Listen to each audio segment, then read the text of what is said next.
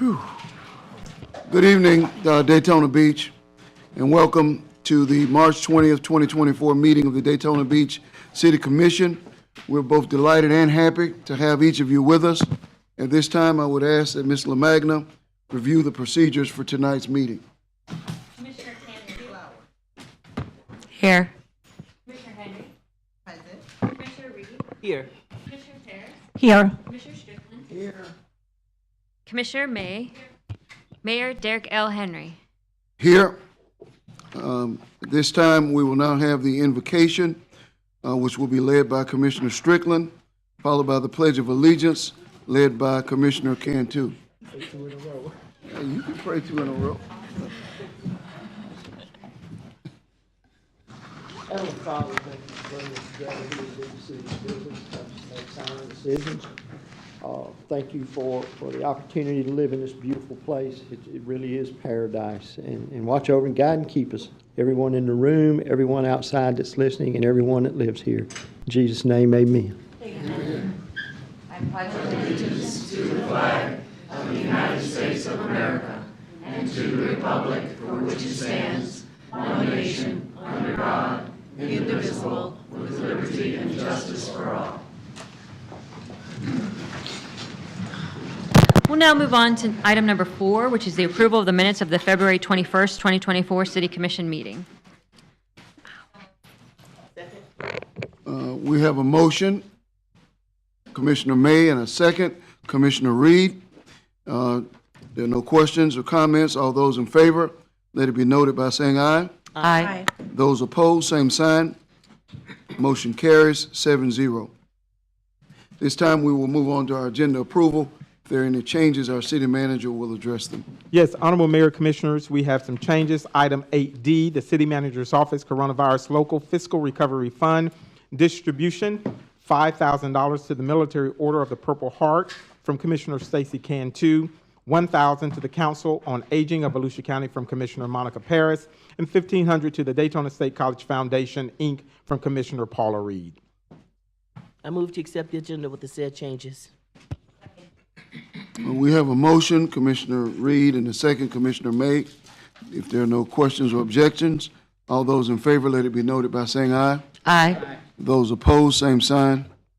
Motion carries 7-0. Okay, moving on. Item number 6, we have no presentations tonight, so we're going to move on to item number 7, which is citizen comments. During this time, citizens have the opportunity to address the City Commission on any item on the consent agenda. Our first speaker is Jenny Nazak, and on deck is John Nicholson.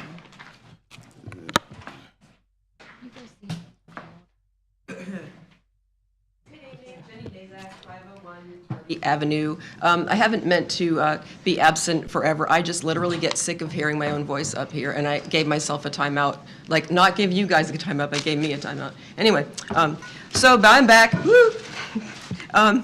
So consent agenda. I was just curious on item 8A, why the tractor boom mower for management of stormwater and why the Florida Sheriff's Association is involved. I'm not necessarily saying I'm against it. I just had questions, but I didn't get around to emailing David until last minute, like this morning. Sorry, David, if you're listening. Anyway, I'm not really against it, but I want to encourage my fellow citizens to look at stuff and ask questions. Thank you. Okay. Our next speaker is John Nicholson, and on deck is Frederick Brown.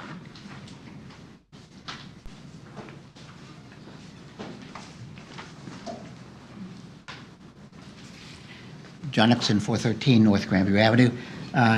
Question on 8Q. The city manager talked about having additional parks on the beach side. For a while now, I've been pushing to acquire from the state that land actually on both sides of the bridge, Seabreeze Bridge, for parks. We have access to it for the boat ramp, but basically it's a drainage area. So it would be great if we could acquire it, and I know we can, from the state. There are several things we could do with it, probably about a half a dozen things. A restaurant would be great. It's the best location on the beach side on the river. and the income from it would maintain it and would cost us nothing per year. If we're going to do this, I'd like to clean up the island while we're doing this, get rid of all those Brazilian peppers. On the northwest side, we've taken out all the Brazilian peppers. It's a great view. On the south side, they're there. It blocks the view. We just got rid of 2 huge camps of the homeless. All their garbage was spread all over the place. So I'm asking to clean up the area. One, it helps the neighborhood, but I would ask us to do as much as we can. If we're going to do the boat ramp, we might as well do the whole island and take it into our possession and make it a park. Thank you. Our next speaker is Frederick Brown.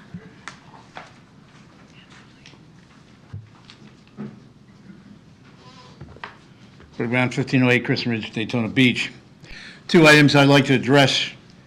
Once again, we had an opportunity. Once again, the opportunity is squandered. Item 8P, necessary to have backup power. Again, an opportunity where we could have used solar power and power walls far more efficiently than yet another fossil fuel generator. They've proven to be far less costly in the long run, less maintenance problems. Generators, I know from my own personal experience in the military running them, are high maintenance. There's no 2 ways about it. And as you can see in numerous meetings, we're constantly replacing them at the taxpayer's expense. The other item I'd like to talk about is item 8T. And there's an additional $30,000 being kicked into the project for 561 square foot of the DuPont 405 coating. Now, I realize that most of you up here have no clue about what that's all about. I was in the industry for a number of years. It's a good product for a pipe, especially when you're talking about a drywall standpipe that is sound and secure mechanically. One of the things that is often forgotten, and I just had a recent project that I did that involved the steel pipes that were sold to various cities and municipalities. Lightning blows holes in these things and makes them weak, and then they continue to rust. So you can coat the inside. It's a very expensive product. It's a very good product. But again, if it continues to rust in the backside, you've basically thrown your money away. So one of the things I'd like to see us do is make sure that we have a report stating the mechanical integrity. Because I know in the past when I've done these, I find the mechanical integrity is usually very poor. So I just don't want to see us throw good money down a rabbit hole and then have to turn around and replace it a couple years later. Thank you. And that was my final speaker for the consent agenda, Mr. Mayor. Come on, come on.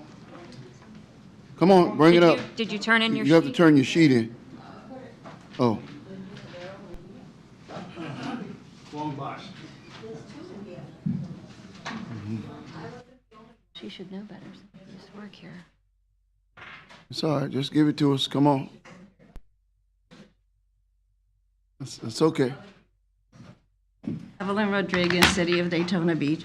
I don't know if it's an error or what, but 8A and 8B, you both, I don't understand why. 2, they're buying the VACTOR sewer cleaner and the VACTOR sewer cleaner.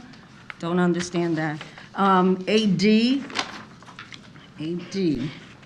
So in a March 5th meeting, at the end of the meeting, the mayor solicited money for buses for the mainland. If they won they assumed they were going to win and go to the state. And it seems to me like the $1,350 was the amount that the mayor said for each bus, and they didn't win, so I think this money should be put back. 8J is Accurate, they did win, and that's what it was for, ladies and gentlemen. is a facility use agreement. Sorry, Ben, but Section 8 has an error. It says $2 point instead of 2 comma. And 8K, I would like to know where the 600 acres is, because nothing in the backup, I went through the whole packet, it doesn't tell me where it is except West International Speedway. And let's see, and 8R, we keep doing this, outsourcing this landscaping, $262,000. If you have 6 people and pay them $40,000 a year, that's only 240. And I've seen a lot of our a lot of our public works guys are sitting around talking to each other, and I think that 6 people could handle that work. Thank you. I just want to correct you. They did win. They won. The boys did not win in the Final Four. Both teams were in the Final Four, so the money was to support 2 days of travel. So they won. They both won to go to the Final Four for the first day. The boys lost in the semifinals, but the girls won, so they went back to the finals 2 days later. So they did win, and they did go to the finals. They just did not win the championship. Let's move on. That was my final speaker for the consent agenda, but I'd like to pull 8K for discussion. All right.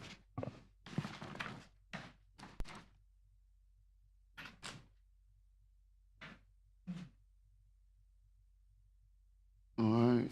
Anything else?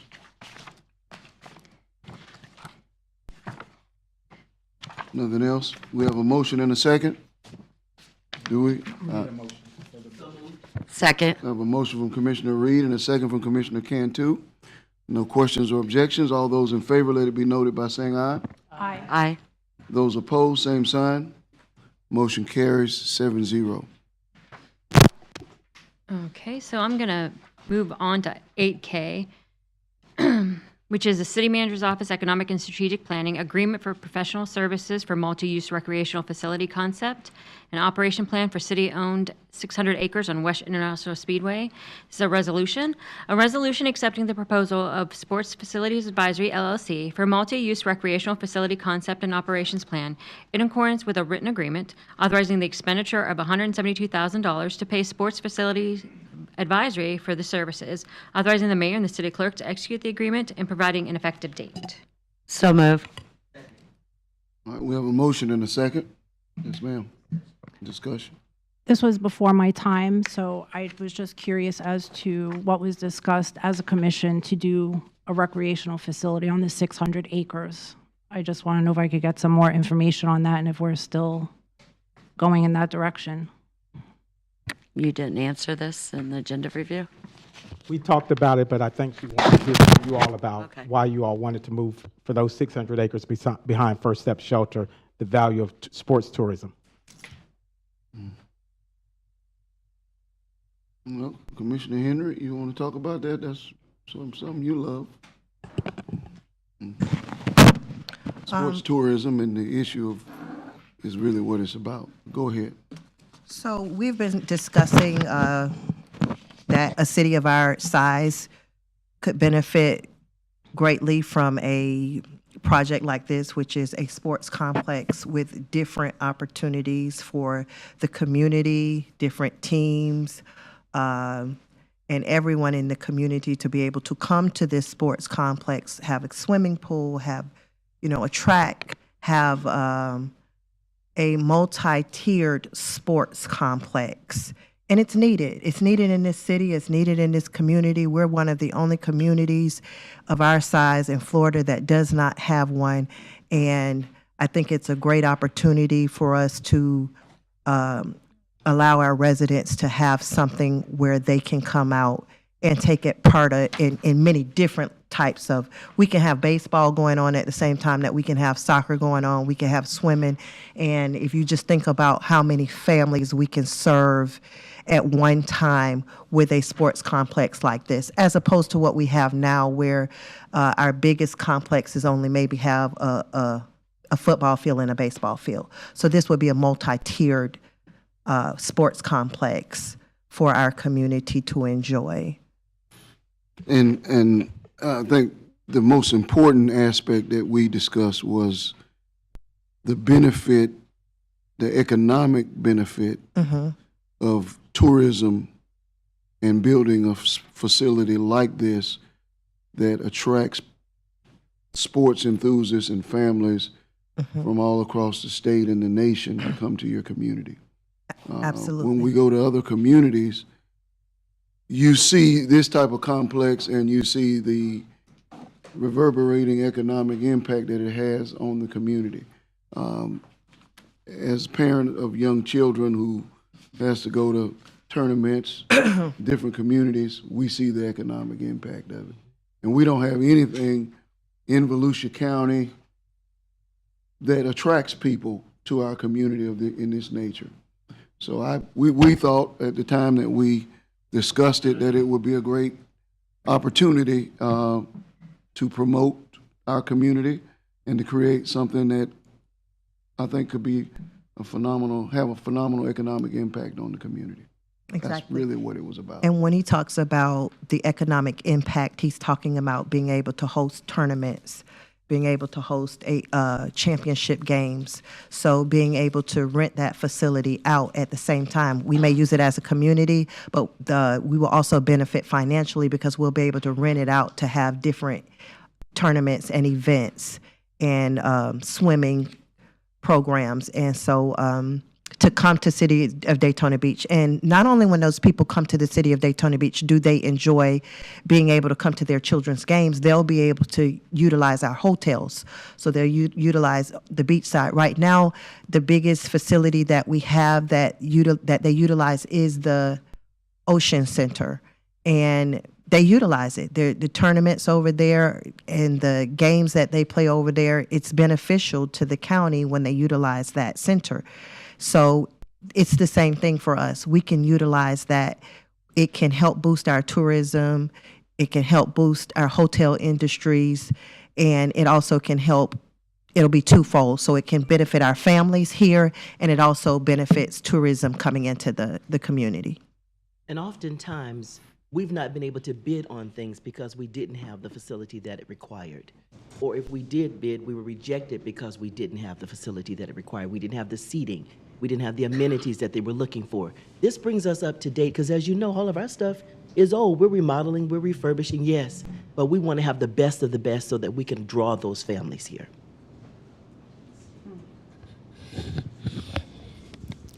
You know, I've mentioned before that when I've had some resistance when I have aimed funds at the schools for their athletic programs and stuff, that if we don't take care of our kids and provide them with quality facilities and everything that they need, whether it be educational, academic, or whether it's athletic, and then we wonder why our kids graduate, go away, and never come back. Now they'll have a reason to come back. They'll have a reason to bring their come back here, get married, and have families. And there'll be stuff for their kids to do that will be first class, not, you know, just playing in a field with no fence and those kinds of things. So we really do need to do this if we want to entice our youth to stay here and not go away and not to college and just keep going. We don't have a lot of people that come back and stay here and raise families. So I think that would be good for that. So from a nuts and bolts perspective, who would be managing it? Would that be a city function? Or on? Now it's off, now it's on. Off, now it's on. Okay, there we go. It was on. Okay, just checking. So who would be managing it? I'm just curious. Would that be a city function? Would that be another department? Would that be something that we contract out as an RFP? That's number one. Number two, number of years that I've sat there, our rates have sometimes not been market rate, and that's been an issue with the community. Community maybe thinks our rates are too high. So how would we balance that? Because we'd still have to support the facility even if we don't have teams coming in, unless we have somebody tasked full-time, events, selling it the entire time all year long. Who else would have access to it, and are we going to charge market rate? Within the agenda item, it talks about the purpose of the consultant, what they will do and how they will do it. It's a three-pronged situation when you all requested that we go after this process. So there will be community involvement, discussions. We've already had brief discussions with the CVB, discussions with individuals from the county about what draws people to come to our area and what's their needs from a sports marketing and a tourism standpoint. So the three components is the conceptual site plan for the preferred facility. So there's be an advisory team looking at everything. Then there will be a pro forma that is performed to say, how much would it cost to operate the facility? Is it best for the facility to be operated internally, or should we hire a contractor or a company to run the facility? Then it also provides an economic impact analysis that says, if you do this, this will be the outcome from an economic standpoint of people coming to the area. So it's a holistic approach. This is the first step, and this is not an overnight process. This could be a 10 to 20-year build-out, but they will identify who best should run this and what are the needs of the community, and not only the community, but for the county. Is it going to be a softball complex? Is it a baseball complex? Is it multi-purpose fields? Some people think soccer is the most priority here or not. So it's not going to just be them saying, you build a $50 million building and go about it. There's a whole rational three-pronged process for this, from the conceptual plan, the economic impact, and a pro forma for the facility use when it's done. So I think it's a fantastic concept, and I like the fact that you said Volusia County. Does that mean that the other cities would like to participate in funding the project, given that they will most likely also be benefiting? DeLand, East Smyrna Beach, et Usually not cetera. the other cities, it's usually the county. Yeah. So would they be participating economically? Yeah. We wanted housed in our community. This is not something that we can theoretically or practically afford to fund. And I'll let the manager speak to that, but I do want to speak to this as a part of the conversation. While that's important, we have to remember that a facility like this might attract anywhere from 100,000 to 300,000 people a year based on how much it's used. If you think about if this facility is used every weekend at 52 weekends a year, you can easily get 3,000 to 5,000 people a weekend coming into our city or more just on this facility alone. So that's more heads in beds. That's why they've already done their work. When they say they've talked to the CVB, that's where you go. They talk to the county because they're the ones who get the tourism dollars that we generate in this community. So, but I'll let him speak to the financing, which And I was also, I was invited by the CVB to attend a Teams conference where there were different groups that want to come to our area and talk. And I'll use from a prior experience. In the city of Winter Haven, where I was the city manager, the county is giving $1 million a year for a field house that has volleyball, baseball, and volleyball, basketball, and a track. So the city of Winter Haven is able to pay the debt service from the sports marketing tourism dollars for a facility that is owned and operated by the city with the support of the county sports marketing tourism. So they fill the building up. The city benefits from the concessions, benefits from the parking and all of that, but the county is giving money each year, almost $1 million to the city of Daytona Beach to help pay, city of Winter Haven to help pay the debt service. So the relationships are there. These are things that the county will have to vote on, and if we go after race and rec funds. But understand, our goal is not to ask you all to come and just give us a check of $30 or $40 million. This is a long-term process if it works. This plan will still have to come back to the elected body that says, we may not agree that, baseball is the most important thing here, even though the report may say baseball is good and you can recruit these businesses. Also, when you build a facility, like in Winter Haven, the facility is already rented out for the next 5 years. They already have agreements with sports individuals that are going to play basketball there, volleyball there, wrestling is taking place there. So all of that has already been approved through the process of saying, and the CVB will ask us, and probably the county, do you already have agreements in place for that? And so that's the process that we have to go for. And when the commissioners talked about that earlier, this is a viable concept. Most people want to come to Daytona Beach or come to the area. And I think that it helps tourism. And if we're able to have a facility that comes out, I think it will be beneficial for our community as a whole, for not only the local residents, but to drive in different groups. I look at the colleges and universities here to be able to host their regional conferences, their state conferences, or competitions.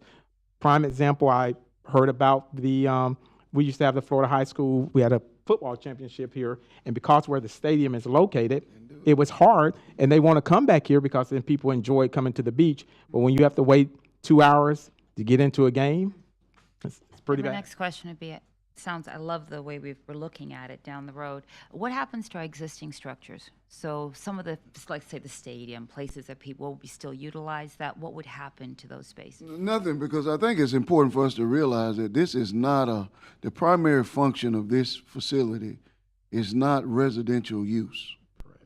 The primary function is commercial use. Yeah. And it is also now that doesn't mean you can't use it for that, you can't. But the primary function is it's a commercial enterprise. It goes into enterprise funds, and this is something that we are doing, one, to build the brand of Daytona Beach. The brand of Daytona Beach that I believe we have all embraced is a brand that says that we want to be best in class. We want residents as well as visitors to have an experience that make them want to return over and over and over to our community. So as we have 10 million visitors a year, I have a goal. I want to see that number continue to increase. I don't ever want to turn away from our bread and butter, which from my perception is and has always been the tourism dollar. So I want us to continue to feed that monster so that it grows and becomes an even better and bigger monster for our community that says, look at us, we are a destination that's worthy for you to visit. And so, and another reason that you want it is that when those families come for volleyball, come for basketball, come for track, we don't have a track in this county, which all of the colleges, with the exception of Embry-Riddle, would be able to use. We need a track in this community. On every level, we have multiple youth programs here that go to track competitions and meets. We don't have a track of the nature that we would like to have. So at the end of the day, when all of these people come, we want them to come that one time for a tournament, but we want them to come over and over with their families and come back. So there's just a lot of reasons, and that's why, he's on, and he and staff are on the right track with everyone that they've talked to and the plan that they've laid out to try to make it come to fruition. But let's not think of it as a tax burden to us, because that's not what this is. I know it may come across as a big number, but there are ways, and the county has processes and finances to help fund it, and it could happen. But at the end of the day, we'll have to make the decision. Did I jump on your parade? No, you the mayor. Yeah, but I just know you may have something. Okay. Anything else? Well, I just want to say, I have a colleague who every weekend, her daughter's in some kind of volleyball, something. They went to Jacksonville last weekend. I don't know where they're going this weekend, but we can't host a facility here. And the track thing, I've been begging for a track around the football stadium forever, because there's economic impact on that with the track meets and what have you. As you've stated, Embry-Riddle is the only person or the only school that has a track, a really nice track that can be used, and everybody can't use somebody else's track. So I think we're on the right track in regards to how we're in regards to how we're going forward with this, and I commend staff for looking at it. And again, Mary, you said what I was going to say. It's our brand. Everybody knows about us. It's the world's most famous beach, Bike Week, those sorts of things. But I think we're the commission that says we're more than that. In order to be more than that, we've got to do more than that. And that's what's going to bring those families here. And when you talk about western expansion of Daytona Beach, you need, you got hotels out here, but you need 3 or 4 more hotels. All of those are good for our community. In this area, as we grow in that area, you want to have hotels that people can come to, that they can experience, that's close to the area, because when I travel, the first thing I'm looking for is wherever that facility is, I want to be within a mile or 2 of the facility that we play at, whether it's gymnastics or whether it's basketball. And if I can be close to that, then there's restaurants that come up. All of that's going to feed the people who live out there, and it's going to feed the people who visit. So I just think it's the vision that we have set forward, and I hope that, I don't expect to be here when it's constructed. If that gives you, I don't expect to be sitting up here. I mean living, but be here. I don't expect to be in this seat. you know. My initial concern, which I love the vision, I think the vision is great, it's always good to have a plan for the future, is I keep thinking of wear and tear. And as I'm driving around the city, different areas, different zones, I think great that we have visitors. People come to Sam's and I say, thank you for spending money. I actually say that. Thank you for spending money, or from Palm Coast or something. And then I think to myself, I hope they bought enough to warrant driving on the roads and the potholes. And of late, I've been noticing, I appreciate the resurfacing that we're doing, but we're never going to be able to get to all of it. I'd love to, but I'm just noticing that it's great that we're having all of these visitors and that we're wanting more.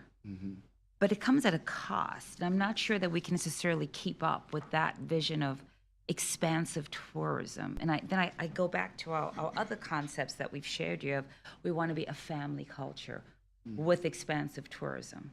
And then we have expansive tourism and we have workforce, and I balance that against workforce housing. And I'm sitting here thinking, vision is great, but at some point it's got to come together and be congruent. We've got to move forward. So I was looking forward to our affordable housing event. So just a thought. Okay, thank you. And keeping in mind, the facility that when I originally saw the facility in Winter Haven was because I was there for quite a few events for the kids, and it's $50 a pop per weekend, or sometimes $30, $40 per day. And the facility was huge, and I came back to the city manager and I said, I was in the city not remembering that he was the city manager there. I said, how can a city that size have a facility like that and it's crowded all of the time? Every single time that I go, it's crowded. There's a volleyball tournament, there's a basketball tournament, there's a track tournament going on, there's a swim tournament going on. How was the city of Winter Haven able to do that, and why can't we do that here? And that's how the conversation was brought up, Commissioner Paris, as you had asked. How is that possible? And he went over how they were able to do it and how the facilities have been so successful because all of the things that he had put in place. And he was like, well, that was his project. So I think having had him to do that before with the city of Winter Haven, he brings that experience that I'm hoping he would be able to duplicate here, or not even duplicate, make even better here. And I'm just trusting that process. I think it's a great process for us. All right. Any other questions or comments? And would you explain to him how the city of Winter Haven did that? I know you explained it to me, but could you explain to her how you all were able to do it there, CM? Through the same type of a process, with different, a consultant came in. We looked at our relationship with the county was extremely important, had a great working relationship with the county manager. Same thing I have here with the county manager here, George. I mean, if you've been listening to the county meetings, they're focusing on how do they do some sports tourism here. They were looking at the fairgrounds, they're looking at motocross type things.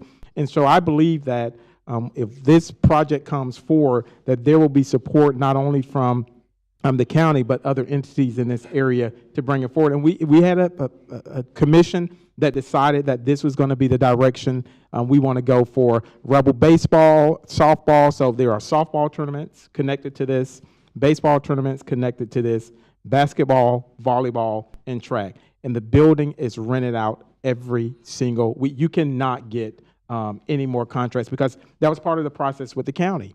They said, if we're going to give you this money, you've got to make sure that the building is going to be rented out. So it's a very successful project, but it's not only successful for the Winter Haven community, it's successful for the entire county, because the county has partnered together, and not only are they building in Winter Haven, but I know Jeff Brown is our economic development director that was in Arbondale, where they've got the softball complex. I did take our Parks and Rec staff there to see it, and our redevelopment team will be traveling also to look at what's taking place in Lakeland, Bartow, Haines City, and Winter Haven for the redevelopment and how it was. But it was dedicated commissioners that said, we're going to move this forward, and it has turned out to be a very successful project for the community.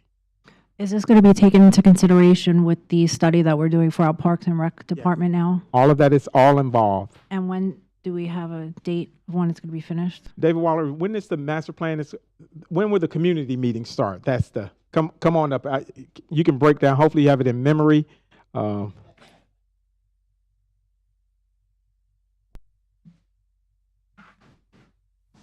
Good evening, David Waller with Public Works Department. The Parks and Rec Master Plan is well underway. We were just wrapping up the back of house work. They've done a full inventory of all of our existing facilities and our existing parcels that we own, whether they're developed or undeveloped. And we'll be going live in probably April for public input and meetings with the commission, elected officials, and some of the other boards. There'll be an online website that'll be available for people to provide input to, and there'll be some mailers that are sent out, and information will be available at the community centers as well. Final product, several steps along the way, but final product by the 1st of November is when I expect to have a document for the commission's use. You're welcome. Yes, ma'am. All right, any other questions or comments? Hearing none, we have a motion and a second. All those in favor, let it be noted by saying aye. Aye. Those who are opposed, same sign. Motion carries 7-0. Okay, we're going to move on to item number 9, which is our public hearings and quasi-judicial hearings. Item number 9A is the Finance Department issuance of capital improvement revenue bonds, Series 2024A and Series 2024B. This is an ordinance on second reading public hearing. An ordinance of the City Commission of the City of Daytona Beach, Florida, authorizing the borrowing of money and the issuance of debt in the amount not to exceed $53 million for the purpose of financing certain capital improvements relating to the Jackie Robinson Ballpark Stadium and Fire Station Number 1, acquiring certain new equipment including a fire engine apparatus and an aerial truck, appointing Jeffries LLC as senior manager, Truist Securities and Raymond James and Associates Inc. as co-managers for the bond, and providing an effective date. So move. Oh, Jesus. Yeah, all right. Got a motion, got a second. Do we And have any questions? Sorry. You have one speaker? I do have one speaker, Mr. Mayor. It's Mr. John Nicholson.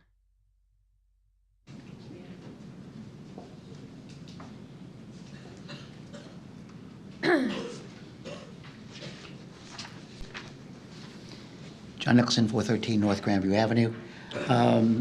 Many of you will probably, if you think hard enough, remember the state that we were in 2004 when we raised our taxes 27% because we had gone rollback, rollback, rollback.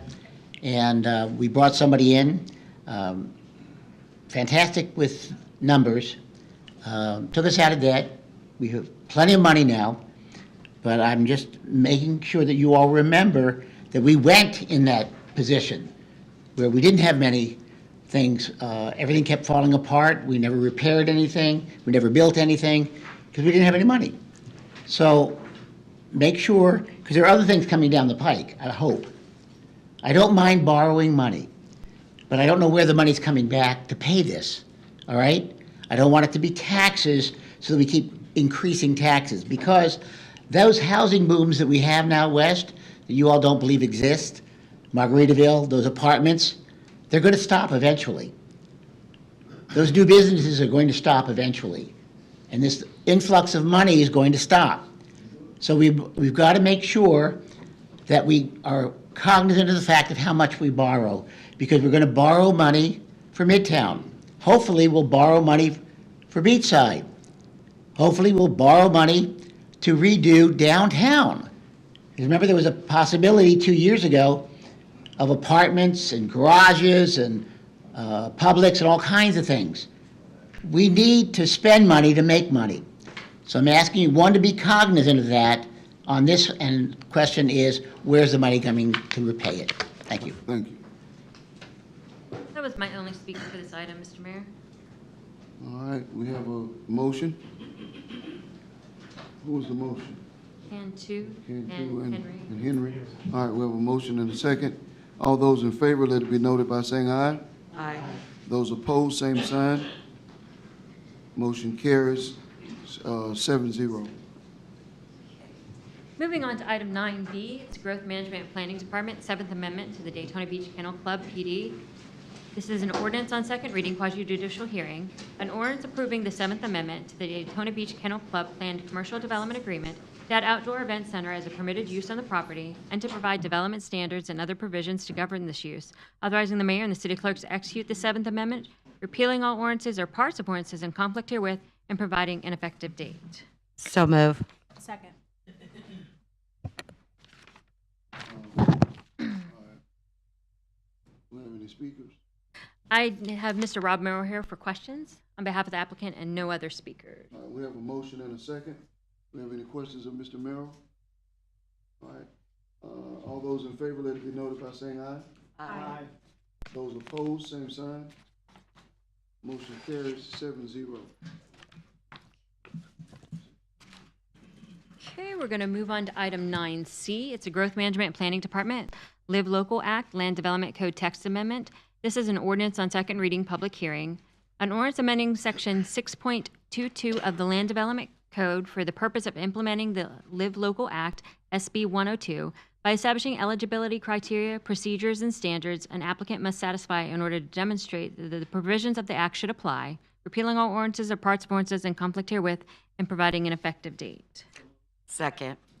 We have a motion from Commissioner Reed and a second from Commissioner Cantu. Okay. Do we have any questions or comments? Who you got? I do have one speaker, Chris Bollinger.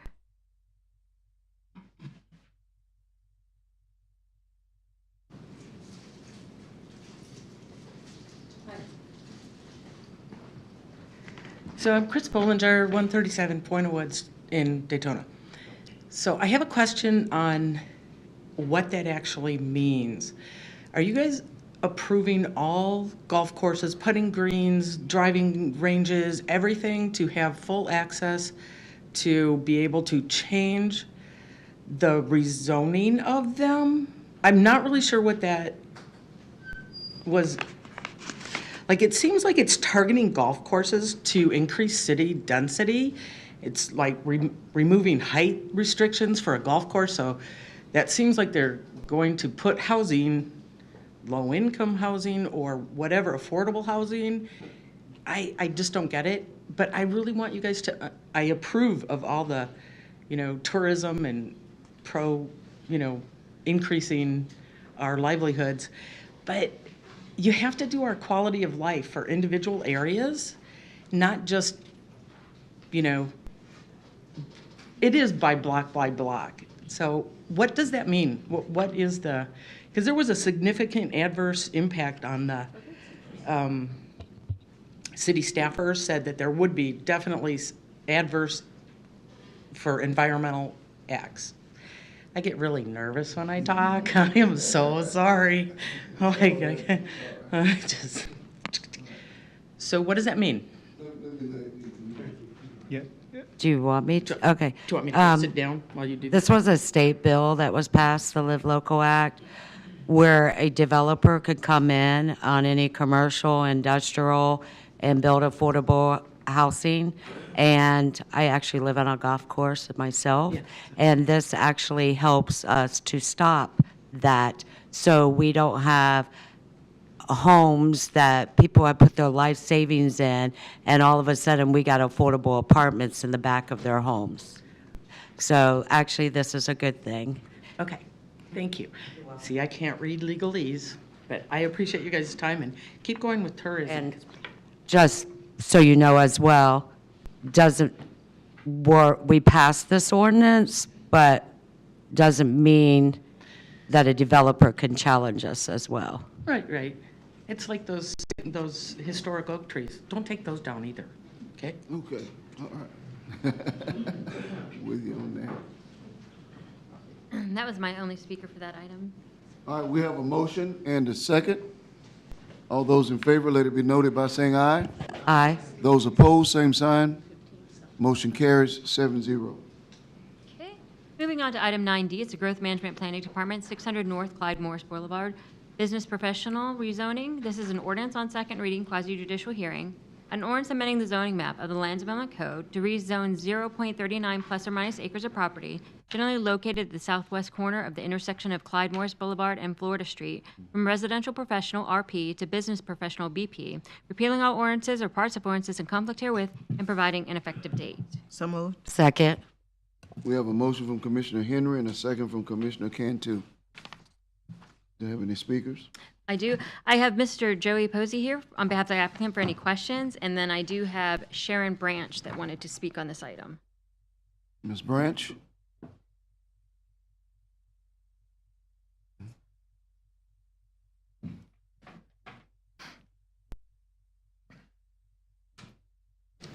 Good evening. My name is Sharon Branch, and I'm with Psychiatric Services of Daytona Beach, located currently at 1615 North Clyde Morris Boulevard. And I'm going to use the word again quite often because I was here for the first reading. Okay. Again, Psychiatric Services of Daytona is an outpatient facility serving approximately 6,500 plus patients that we treat for various mental health issues. We provide medication management for treatment of mental health in the areas of anxiety, anger management, ADHD, depression, mood disorders, personality disorders, PTSD, schizophrenia, bipolar, and substance abuse disorders. We service the Daytona Beach, Holly Hill, Ormond Beach, Palm Coast, New Smyrna Beach, DeLand, and Edgewater areas. With that said, you can realize the huge need for our services. Prayerfully, we all know that faith without works is dead.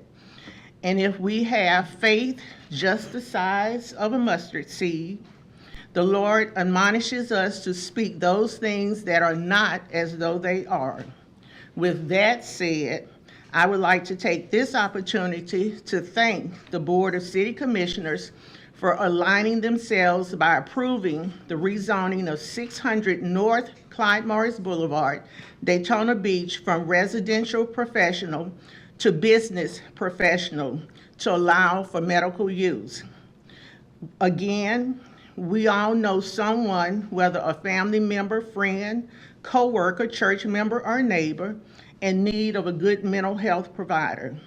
If you don't know someone right now, it won't be long before you will. So we seek to someone who will be seeking our services. So again, thank you. Thank you. That was my only other speaker. If there are no questions of Mr. Posey, all those in favor, let it be noted by saying aye. Aye. Those in opposition, same sign. This motion carries 7-0. Moving on to item 9E, it's the Growth Management and Planning Department, Bayshore Tourist Accommodations T1 and Tourist Office Retail T4 rezoning. This is an ordinance on second reading, quasi-judicial hearing. An ordinance amending the zoning map of the Land Development Code to rezone 7.8 plus or minus acres of property generally located east of Atlantic Avenue and approximately 750 feet north of Silver Beach Avenue from PDRD, Planned Development Redevelopment, to T1 Tourist Accommodations, and to rezone 4 parcels totaling 1.1 plus or minus acres of land generally located on the west side of Atlantic Avenue between Ribolt Avenue and Lenox Avenue from PDRD to T4 Tourist Office Retail, repealing all ordinances or parts of ordinances in conflict herewith, and providing an effective date. So moved. Second. We have a motion from Commissioner Parrish and a second from Commissioner Cantu. You have speakers? I do have Joey Posey here on behalf of the applicant for any questions, and no other speakers. All right, do we have any questions or comments? Mr. Posey, no questions, no comments. All right, all those in favor, let it be noted by saying aye. Aye. Those in opposition, same sign. Motion carries 7-0. I'm going to move on to item 9F. It's the Growth Management and Planning Department, South Grandview Satellite Parking Plan Development, Redevelopment. This is an ordinance on second reading, quasi-judicial hearing. An ordinance amending the zoning map of the Land Development Code to rezone 1.25 plus or minus acres of property generally located on the east side of Grandview Avenue, north of Fifth Avenue, and south of Kemp Street from RP Residential Professional to PDRD Plan Development Redevelopment, approving the South Grandview Satellite Parking Plan Redevelopment District Agreement to allow for development of a surface parking lot subject to certain conditions, authorizing the mayor and the city clerk to execute the agreement, repealing all ordinances or parts of ordinances in conflict herewith, and providing an effective date. Do we have a motion? Take a motion from Commissioner Reed, second from Commissioner May. Do we have speakers? I do have speakers, Mr. Mayor. I do have Mr. Rob Merrill here on behalf of the applicant for any questions. I have Jim Cameron, who is waiving his time in support of the project. Thank you, Jim. And my first other speaker is John Nicholson. And on deck is Amy Pyle.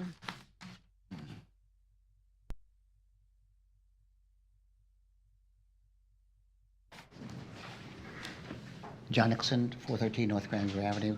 I don't necessarily oppose the project. I just like to clarify a few ideas. We had always planned, or the city, the area between Grandview and A1A for large parking garages. We already have 4 of them. If you're aware, the county has one. The new Daytona Marriott Renaissance has one.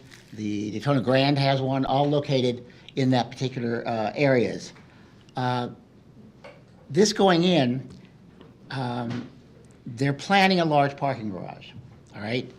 And when he presented it, his idea was, we needed parking. My business needs parking. Did not mention the fact that they already have 7 parking lots. So they have more than enough parking for themselves and the surrounding businesses. So it's really not the need for parking, all right? I need that to be clarified because they have, if you're aware of the business, they have parking in front of their business, they have parking across from their business, they have parking to the side of their business, they have a building with parking in the front and on the side, and they purchase another piece of property with parking on it, and then on the other side of A1A, they have parking. So they have plenty of surface parking.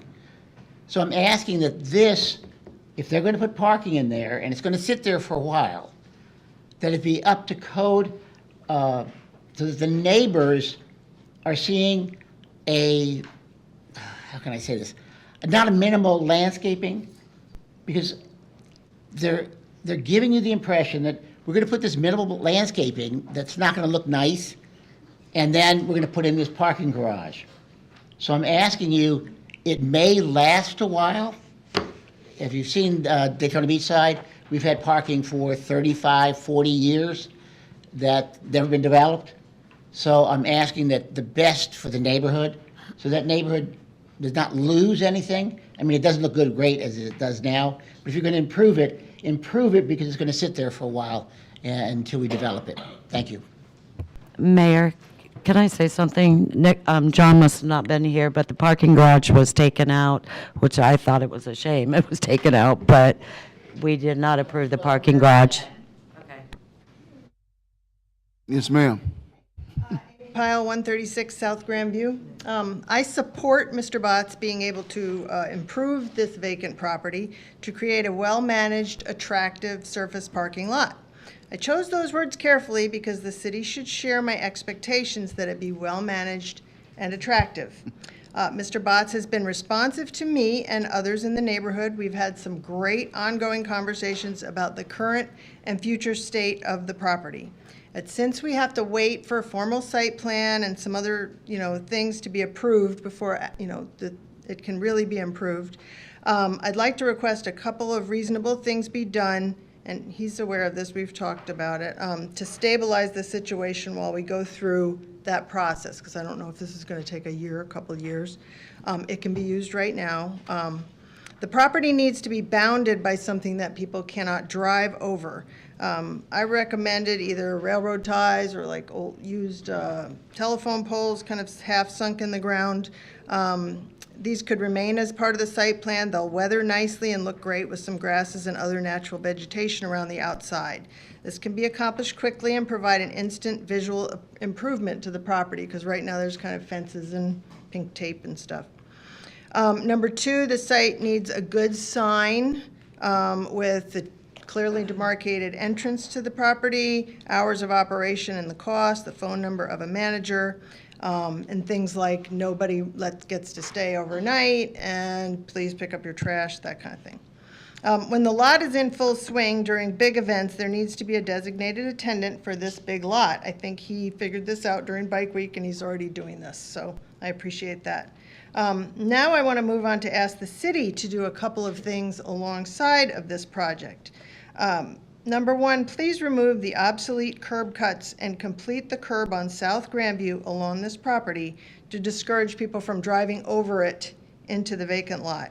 It should remain, in my opinion, painted yellow unless it is metered to discourage overnight parking, because that was the problem we had before. People would pull up and just kind of sleep there. There's plenty of unused residential parking on the west side of the street, so it doesn't need to be residential. The sidewalks on Kemp and 5th Street are awful. I sent some pictures. I don't know if anybody looked at them yet, but you can see the condition of them. Kemp Street needs to be widened. There's only a couple of feet between a house across the street, and the corner at Grandview needs to be rounded. Right now it's pointed, and trucks have a real hard time going around that. So I think as part of the development of this property, let's look at kind of improving those things. But specifically, those sidewalks are just horrible. And my neighbors and I are grateful that Mr. Botts and those of you on the commission that were wise enough saw that a parking garage was unnecessary and an unnecessary intrusion, and I support the surface lot. Thank you. Our next speaker is Sandy Murphy, and on deck is Ann Ruby.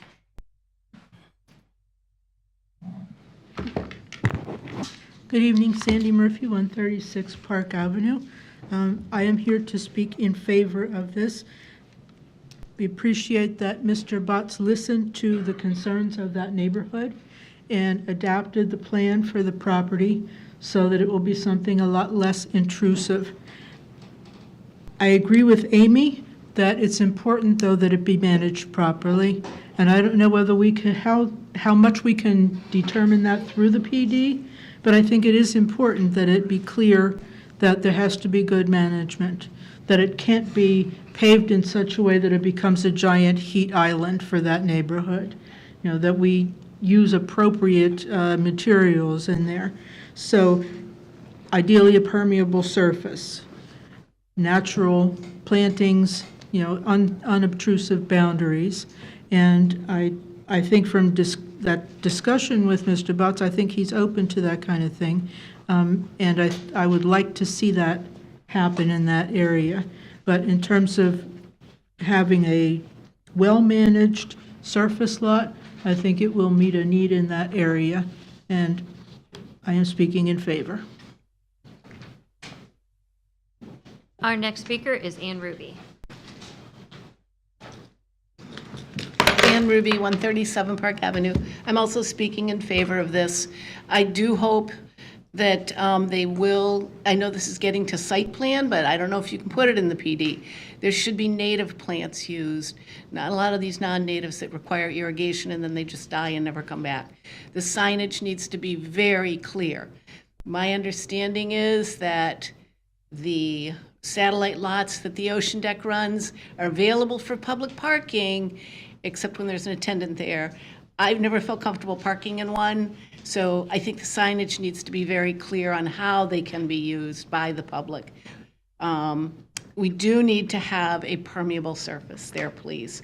I think it would be a good thing to start moving towards that. The retention spot ponds could be smaller, and it would feel more beachy. The lot needs to be set up so that it's well attended and there's no overnight parking allowed. So I am in favor of this, and I am grateful that Mr. Botts did listen to the community concerns and did meet with us, and that's very much appreciated. But I don't want the neighbors, speaking to what Amy was speaking about, until the lot is built, I don't want the neighbors to have to be policing the lot. So I think until it's built, it would be good if some of Amy's suggestions could be put in place. Thank you. Why do you suggest that there be no overnight parking? Because then people just end up camping there. Camping, that's what I figured. Yeah. Okay. Our final speaker is Jenny Nazak.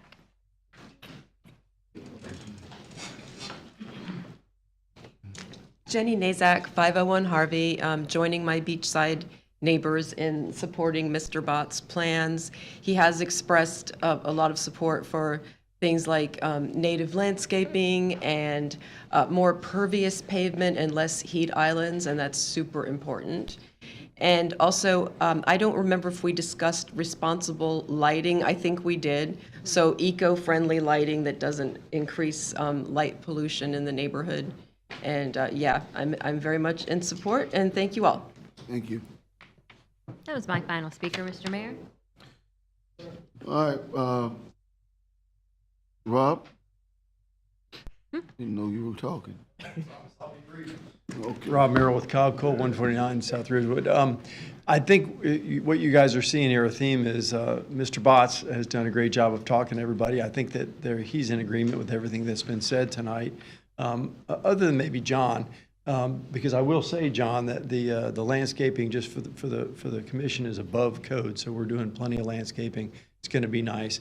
And again, he talked about the structure, and I think everybody knows we've since backed off of that. So surface parking with landscaping, the concepts have been talked about tonight. I think we're all in agreement with. So, any questions for me or Mr. Botts? Thanks, guys. All is good. Thank you. No additional questions or comments from the commission. We have a motion and a second. All those in favor, let it be noted by saying aye. Aye. Those opposed, same sign. Motion carries 7-0. Okay. Moving on to item 9G, it's the Growth Management Planning Department, West Mason Commercial Park Plan Development General. This is an ordinance on second reading, quasi-judicial hearing. An ordinance amending the zoning map of the Land Development Code to rezone 3.9 plus or minus acres of developed property generally located on the north side of Mason Avenue, approximately 1,500 feet west of the intersection of Clyde Morris Boulevard, State Road 483, and Mason Avenue, County Road 430, at 1640 Mason Avenue, from M3 General Industrial to PDG Plan Development General, approving the West Mason Commercial Park Plan District Agreement to allow for expansion of the existing development, allow additional permitted uses, and upgrade existing non-conforming site features within the property, subject to certain conditions, authorizing the mayor and the city clerk to execute the agreement, repealing all ordinances or parts of ordinances in conflict herewith, and providing an effective date. So move. We have a motion from Commissioner Cantu and a second from Commissioner Henry. And I do have Mr. Joe Hopkins here for any questions, and no other speakers. Do we have any questions for Mr. Hopkins? All right, hearing none. All those in favor, let it be noted by saying aye. Aye. Those opposed, same sign. Motion carries 7-0. Okay, going to move on to item 9H. It's a Growth Management Planning Department Encompass Health Rehabilitation Center Proportionate Fair Share Agreement. This is a resolution public hearing. A resolution approving the Encompass Health Rehabilitation Center Proportionate Share Agreement between the City Encompass Health Rehabilitation Hospital of Daytona Beach, LLC, the developer, and the County of Volusia, providing for the developer to pay a proportionate share contribution to Volusia County in relation to the development of an inpatient rehabilitation center, authorizing the mayor and the city clerk to execute the agreement, and providing an effective date. So move. We have a motion from Commissioner Cantu, and I think I'll take a second from Commissioner Strickland. I have no speakers for this item, Mr. Mayor. All right. Got a motion, got a second. All those in favor, let it be noted by saying aye. Aye. Those opposed, same sign. Motion carries 7-0. Okay, moving on to item 9I, is the Growth Management Planning Department, Halifax Apartments Proportionate Fair Share Agreement. This is a resolution public hearing. A resolution approving the Halifax Apartments Proportionate Share Agreement between the City of Daytona Beach, between the City, Daytona Beach SPE 2 LLC, the developer, and the County of Volusia, providing for the developer to pay a proportionate share contribution to Volusia County in relation to the development of a multifamily apartment complex, authorizing the mayor and the city clerk to execute the agreement and providing an effective date. So move. I have a motion from Commissioner Cantu and a second from Commissioner May. And I have no speakers for this item, Mr. Mayor. No speakers. All those in favor, let it be noted by saying aye. Aye. Those opposed, same sign. Motion carries 7-0.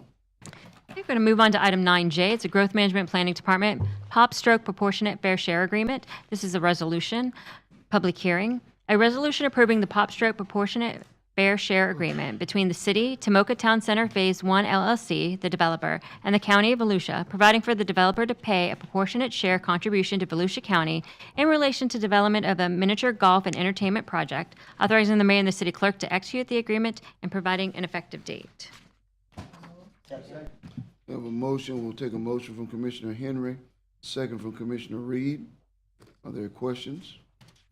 And I have no speakers. All right, all those in favor, let it be noted by saying aye. Aye.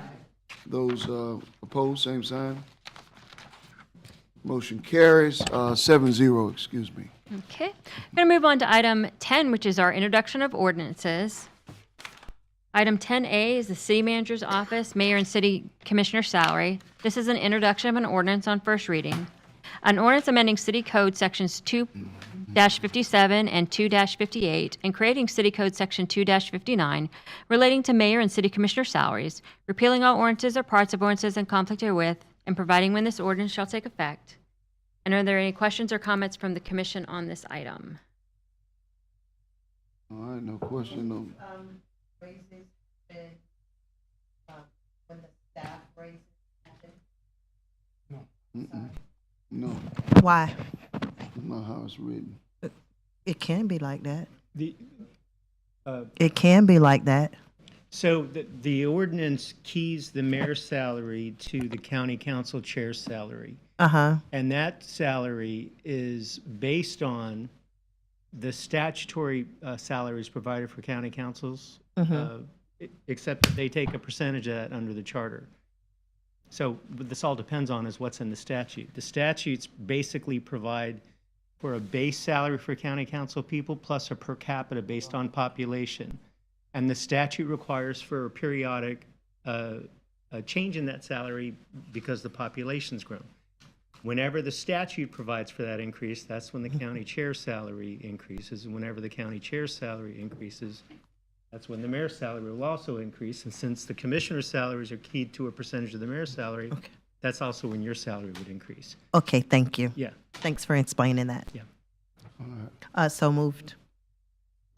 Okay. Is there any other questions or comments on this item? The public hearing and final action will be April 3rd. This is first reading, sorry.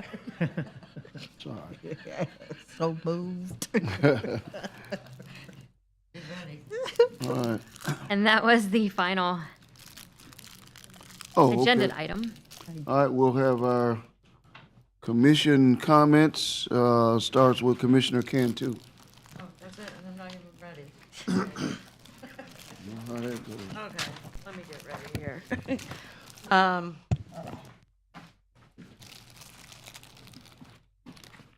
The first thing I want to recognize is code enforcement.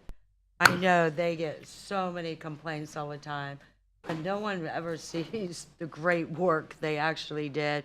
And I had so many complaints coming from some of my residents in Pelican Bay and over in that area about all of a sudden we just started getting all kind of homeless camps and everything.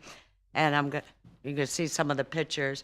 And they talked to Oasis Apartments, and this was cleaned up within 3 to 4 weeks.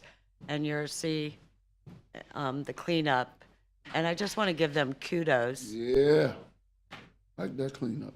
Yeah, and wait till you see. I mean, we didn't even know we had a retention pond.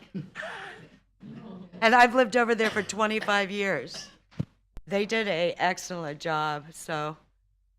Yeah. That's amazing. Now we're just waiting on county to clean up theirs. You're welcome, Matt. But it's in the process, so I did talk to Cyrus. Okay. Another thing I want to talk about is faith group. And I had a meeting with them, personal meeting. There was like 7 of them. I did not show up at their assembly, and I will never probably show up at their assembly, whatever they call it, their faith.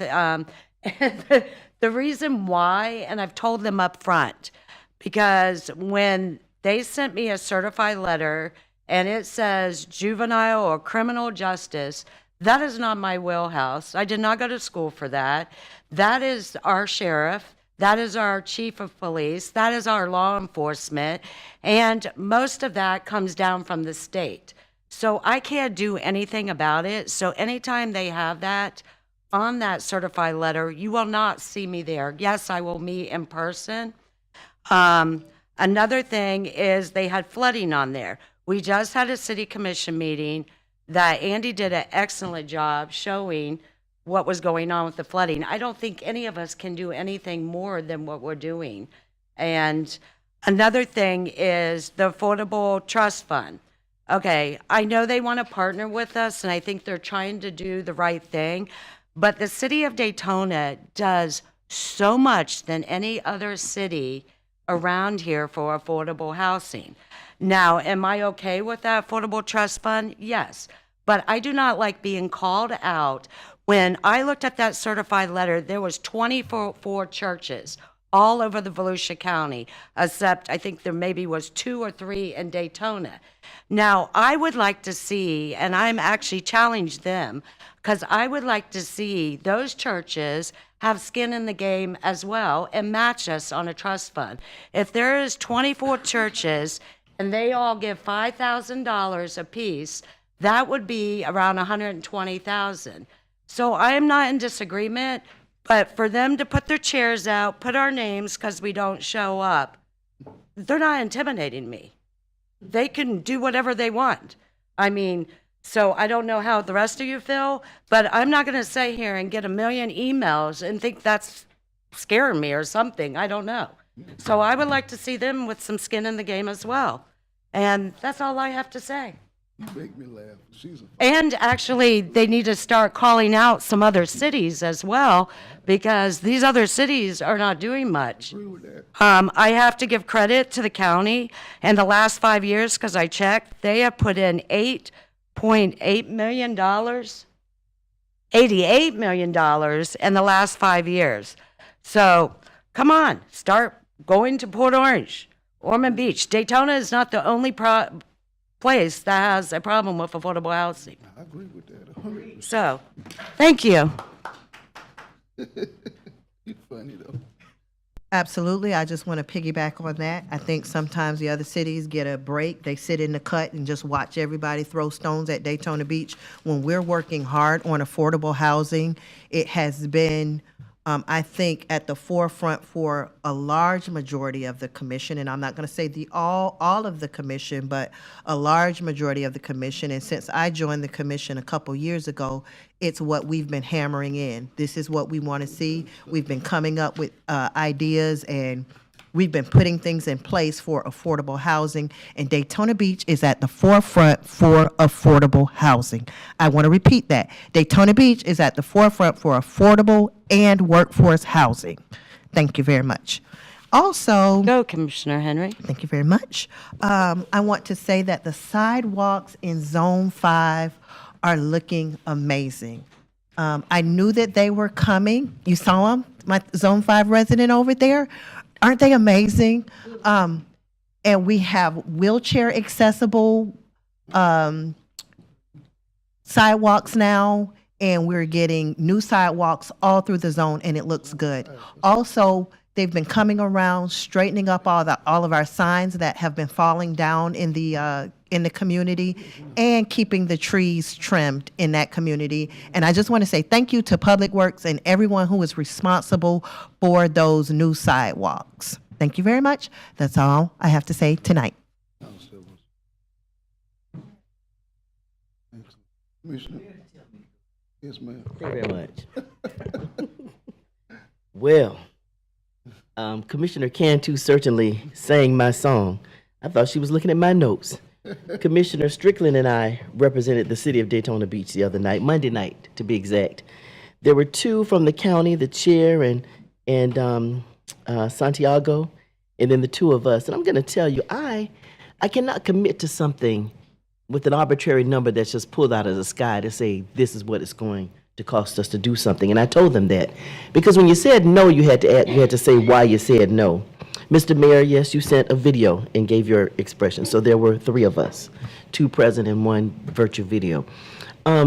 that's my notes in regards to, and I shared this with someone earlier today when I was at Bethune-Cookman that's a part of it. I said, you have all these churches. These people go to your churches. The city can't do everything. We have a whole city that we have to take care of. And as we've stated over and over and over again, yes, affordable housing is at the forefront of our thought process. And I'm echoing her comments, and I honestly, I never even talked to her, but I wanted to know where was their money? Why can't they start a citizens trust and then mirror what we're doing and partner with us? Because these are the people that they serve every day. Homeless, they're feeding them, they're clothing them, they're bathing them. So just to bring together an assembly and you sit out there, faith without works, where your works? You sit in a chair and calling a commissioner up? Come on, people. Okay? And they kept saying, what was it? Faith moves mountains? Well, get up and move a mountain. All right, help us move a mountain. Because it's not just our problem. And other cities are dropping people off to us. Because we've said that this is a priority to us. So, and then again, yes, where are those other cities? Why is Daytona always there? Seems like the times that I've gone, it's just Daytona sitting up. And one year they had us at Peabody Auditorium, full of folks sitting up there. Okay, this year was at Our Lady of Hope, or something Hope, all right? But as Commissioner Cantu said, I am not afraid. I have a responsibility in this seat, and I will adhere to that. And it's unfortunate that their tactics, for example, when I met with them, first of all, I didn't know I was going to meet with like 10 or 15 people. I thought 3 or 4 people were coming. I said, well, golly, how many of y'all coming? And then then they told me, well, Commissioner Reed, the citizens are going to be there. I said, well, most of them probably can't vote for me because only the people in my zone can vote for me. So was that a threat that if you don't come, the citizens will see that you didn't come? Well, they're going to see that regardless. But I think that if they really want to do something, to move that mustard seed and to join us, that collectively we have more power. And when you think about how many churches there are in this city alone, what we could do for folks, they could buy a hotel and make it a homeless hostel. Let those people clean it up, work it. There's so many things that can be done other than just pointing the finger at us. Because when they point one finger at the city, they're pointing 3 more at themselves. And what have you done lately? All right, so moving right along. Now, this is one of my little personal things here. Just as the city manager was able to express how he was to help Winter Haven with the complex for athletics, I want us to have an entertainment center. When folks rent our facilities, they're renting gymnasiums for dinners, bridal showers, and what have you. When you look at little old itty-bitty New Smyrna and the Brandon Center, you look at little old itty-bitty Daytona, although they got more land and get more people in. They've got that beautiful center on MLK. When you come to Daytona Beach, we got a gymnasium. I think our people deserve better than that. When they want to host a dinner, when they want to have something formal, even if we wanted to have a city dinner to bless the school system or something of that nature, let's not do it in a gymnasium. Let's also forward think in regards to an event center. And in speaking of such, I'll move on to my other little things here. If you've gotten the manager's update, you'll know that this Saturday night, that the Divine Nine is hosting a game night, and proceeds from that is only $20. Proceeds for that are going to go help offset some of the families that are having difficulty with the scholarships for our summer camps. And if any of you would like to contribute, that's fine. The summer camp is $30 a week for 9 weeks. You've got multiple kids out of some households where they can't afford to pay that $300 for those 9 weeks. So we're going to offset some of that, even if it means that whatever they submit, I'm going to match. And even if we have to halfen it, and even if we have to make it into quarters so that everybody can get some kind of a break. All right? Then don't forget, coming up in April, not only do we have the grand unveiling of the Daisy Stocking Park on April 20th, but on the 27th, a week later, we got our Seafood Festival, and I hope to see all of you there. Okay? And last thing in Midtown, it's about time for those concerts to start, and it kicks off with April 20th at the grand opening of the Daisy Stocking Park. That concludes my comments. Oh, one more thing. I was sharing with them this evening. I'm doing some work on my house, and they found a 1957 newspaper in my wall that they just took down. And in that wall, some of the issues were $105,000 was approved for our airport. The city will refuse permits for Negro Project. Commission with air payoffs. U.S. lifts travel ban in the Mideast. The newspaper at that time was called the Daytona Beach Morning Journal. And so I'm going to see what I can do to salvage that paper. I just copied the front page. But to salvage that and see what the history was like then. 1957 newspaper in the wall of my home. Wow. Yeah. That concludes my comments, Mr. Mayor. Mayor, before you go on, I forgot one thing. I forgot to say one thing. Okay. Actually, Bob Watson, I talked to him, and that's the Volusia County Veterans Council. And on April 19th and 20th at 9 a.m. to 3 p.m. at the Volusia County Fairgrounds, they're having a stand down, which the address is, if you don't know where the Volusia County Fairgrounds, which I'm sure everyone does, is 3100 East New York Avenue. They will be helping with the stand-down VA benefit information, free haircuts, career resources, education resources, clothing, giveaways, healthcare information, homeless veteran resources, free food by Farm Share, free lunch provided by Bull and Boar Barbecue Supply. And for more information, you can call 386-740-5102. That's it. Thank you. Good job. Okay. Commissioner Paris? I just wanted to recognize Matt Reinhardt, our District 2 County Council representative, and also Ruth Traeger, our former Zone 1 City Commissioner. Good to see you. In regards to all of this affordable housing, I know a lot of people were talking about that teachers can't afford to live here, nurses can't afford to live here, firefighters can't afford to live here, and police officers can't afford to live here. So I reached out to find out what Volusia County teachers are making. Their starting salary is $48,670, which... 40? $48,670,000, and that's not including summer. 48,000. 48,000, the salary of a Volusia County teacher, because a lot of people are saying that they cannot afford to live here. So these are the salaries. If you're making this much money, you could afford at least $1,500 a month in rent. Off of 48,000? Off of 48,000, yes. No, she's saying that if you make 48,000 and you're a beginning teacher, you can afford at least $1,500 a month for rent. And so that's her position. This is your position, Yeah, that's her position, your personal position. that you can. Yeah. According to statistics, 30% of your salary should go towards rent or housing. So when 30% goes, what is the percentage that one is rent burdened? I don't even know what that is. Rent burden basically means that you're burdened by the amount that you pay for rent. I think that's pretty close to rent burden though, but go ahead. Can I finish? Yeah, and then, okay. And also, nurses at Halifax, they're starting at $32 an hour. So that's 40 hours a week. Yearly would be $66,000. And they also offer grants that help you pay for the program. Our firefighters are making $47,500, and our police officers are making $52,000. So I hear a lot of people saying that the people that work and serve our city cannot afford to live here. But with these salaries, we have affordable rents here in Daytona Beach. I think we are doing a lot, and as the other commissioner said, if we get more help from churches, also from other cities. So I just wanted to bring that up. Mm-hmm. Is there So when you say affordable, is that affordable and 30% for just one person living on a $48,000 salary? I'm going to tell you. I became a first-year teacher again a month ago.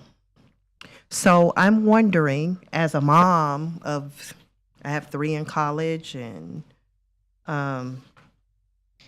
3 adults, and then I have an 11-month-old and I have a 16-year-old. So are you saying on a $48,000 salary, that's affordable for just one person, or is that affordable for a family? one person? If one person has a family of 5, But how many people realistically are one person? well, I mean, how many? If you look at the grand, I mean, sum if total we- of things, how many people really in today is one person? okay, so how do you survive? I don't understand. I mean, if it's as one person, because this is what people are saying, that nurses can't afford to live in Daytona Beach. Of course, people are going to say that because they want you to believe that so that they can pay you a shoddy wage. So they're going to say, "Oh, you can live off of this amount of money." I think I mean, $66,000 a year is not a shoddy wage. You think what? I don't think $66,000 a year is a shoddy wage. Do you think $48,000 a year is a shoddy wage? I for don't a family? know. Huh? I don't know for a family, but for a person of one, I mean, I guess you have to make decisions on how you're going to support your family, correct? You're going to Well, make decisions. that's not what's in question right now. I'd like to finish what I It's was in saying. question for me because when we give information, then we need to see the whole picture. So we can't just come in and say, "Oh, it's affordable for people in Daytona," because it's not, because we all know that food is going up, water bills are going up, light bills are going up, insurance is going up, home ownership is unattainable for most teachers right now. Most teachers that I talk to, home ownership, even if it's just one person, is unattainable.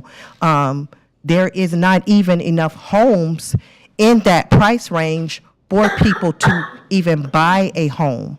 So when we say that that's a livable wage and that people can afford to live, we got to tell the whole story. Correct. And You know what? I'm willing to tell the whole story, that $48,000 is not enough to be able to afford a family or to be able to have just you and one other child because of the way prices are going up.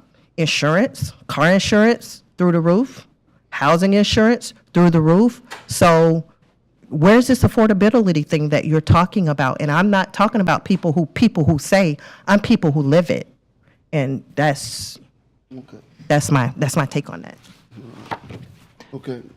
Commissioner Henry, when I grew up, I had lived in a home with my mother, my father, my aunt, and me and my grandmother. We slept on the pull-out couch. So the thing is, people have to make sacrifices. I'm not saying, but if you're telling me that you think $48,000 a year is a shoddy wage, I mean, we'll have to disagree on that. But I just wanted to finish.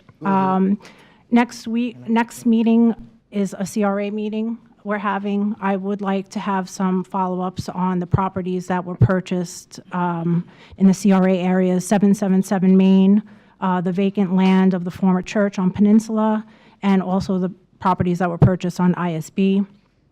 Then also, I would like to know if there's any updates on any plans for the beachside CRAs. I know that Ms. Pyle had provided some photos at her beachside redevelopment meeting. I don't know if we could play any of these. So just maybe an idea during our special events, if we could work on getting a cleanup of the areas. Also, maybe not have bulk trash be allowed during special events. Have areas like this cleaned up, or, I mean, just, this is what people see when they come to ISB and Main Street during our bike week. So I was hoping that maybe something simple as doing a cleanup would be beneficial. And that was also one of my goals, to clean up the beachside tourism area, even small things about cleaning. Also, do we have anything on the bike week workshop? If we're going to have one, and when? Can we have one by the next meeting? Not No. the actual workshop, a date for it. Yes, it depends. I know they're having the training for applications coming up. I can't remember that date in the next 2 weeks for vendors, but the Bike Week Master Plan, once we go through all the changes of it, we will bring it to you all. But I'll find out if we can have Have a it. date? Why, I'm just sorry, I just don't understand why we would have a bike week workshop when you are doing, I mean, because I've been very, very involved in this, and you, with all the merchants, we're going to make this a one-step thing. You're in the process of training them, correct? Yes. And they're going to be able to go online, check it, because most of them do the same thing every single time, correct? Okay, so That's is up to you that, all. I'm just curious, is that something we need a workshop when we're redoing the whole process? Is this a We workshop don't for have us? any input on what's going to be done?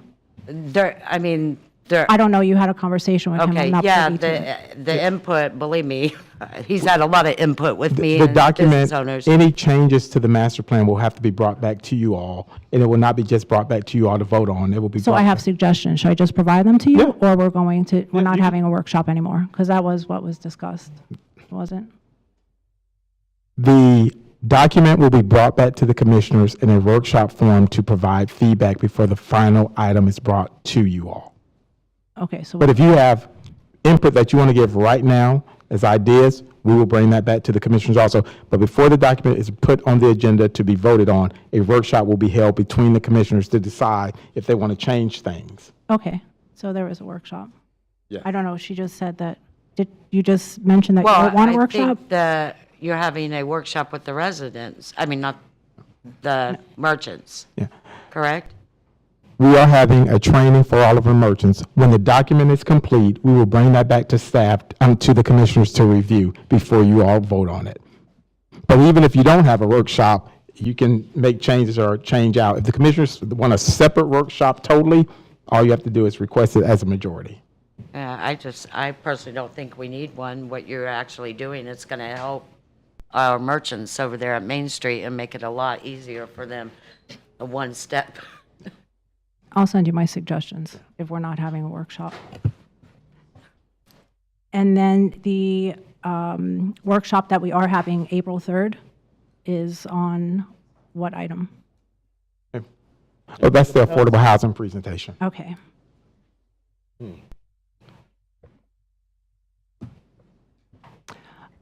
The roundtable that we had with the citizens, that we had prioritized a list of items of what we wanted done. Can we get an update on that at the next meeting? I'm not clear on what you're asking. We had a citizens roundtable workshop, and then we also had a workshop as a city commission at the Cherry Center, and we discussed the items that of At importance. the Cherry Center. I'm sorry, Yvonne Scholar Golding. Oh, the strategic planning, the update is the 3 items that you all focused on were affordable housing, infrastructure improvement, and activities for youth and adults. Those were the 3 items that came from the strategic planning process, and we will be asking you all in the next month or so to do another process as we actually start working on the budget. Okay. And do we have an Army Corps engineer study update? I don't have anything. I No. haven't received anything. And then just a couple announcements. We did have a new bar and grill open, Euphoria, in Zone 1, 1130 South Ridgewood Avenue. So let's show them support. They had great food service and ambiance. The Esplanade, they're going to have their children's business fair again on Saturday from 9 to 2. And the Riverfront Esplanade also just changed their monthly market. It's going to be on the south side. You can find it at 179 South Beach Street, which is a little bit north of Magnolia. And then also my favorite, Council on Aging, the dining site at McHale Brown. It's open Monday through Friday, 9 to 1. Lunch is served at 11. 60 and over. They have games, puzzles, chair exercises, coffee, and socializing. And I also participated with one of the volunteers the other day with Meals on Wheels. So they're also looking for volunteers. So if you're interested, please call Doreen Willett at 386-253-4700, extension 239. Thank you. All right. Yes, sir. Is that it? Because I want to say, Mr. Mayor, that I want to piggyback on her saying that you have to make hard decisions and tough choices, and we all are making hard decisions and tough choices right now. And we can't go back to when I was we can't go back to when I was a child or when I was a kid. This is how it was, because it's not that right now. We're living in right now and in reality, and we want to be a family-friendly community.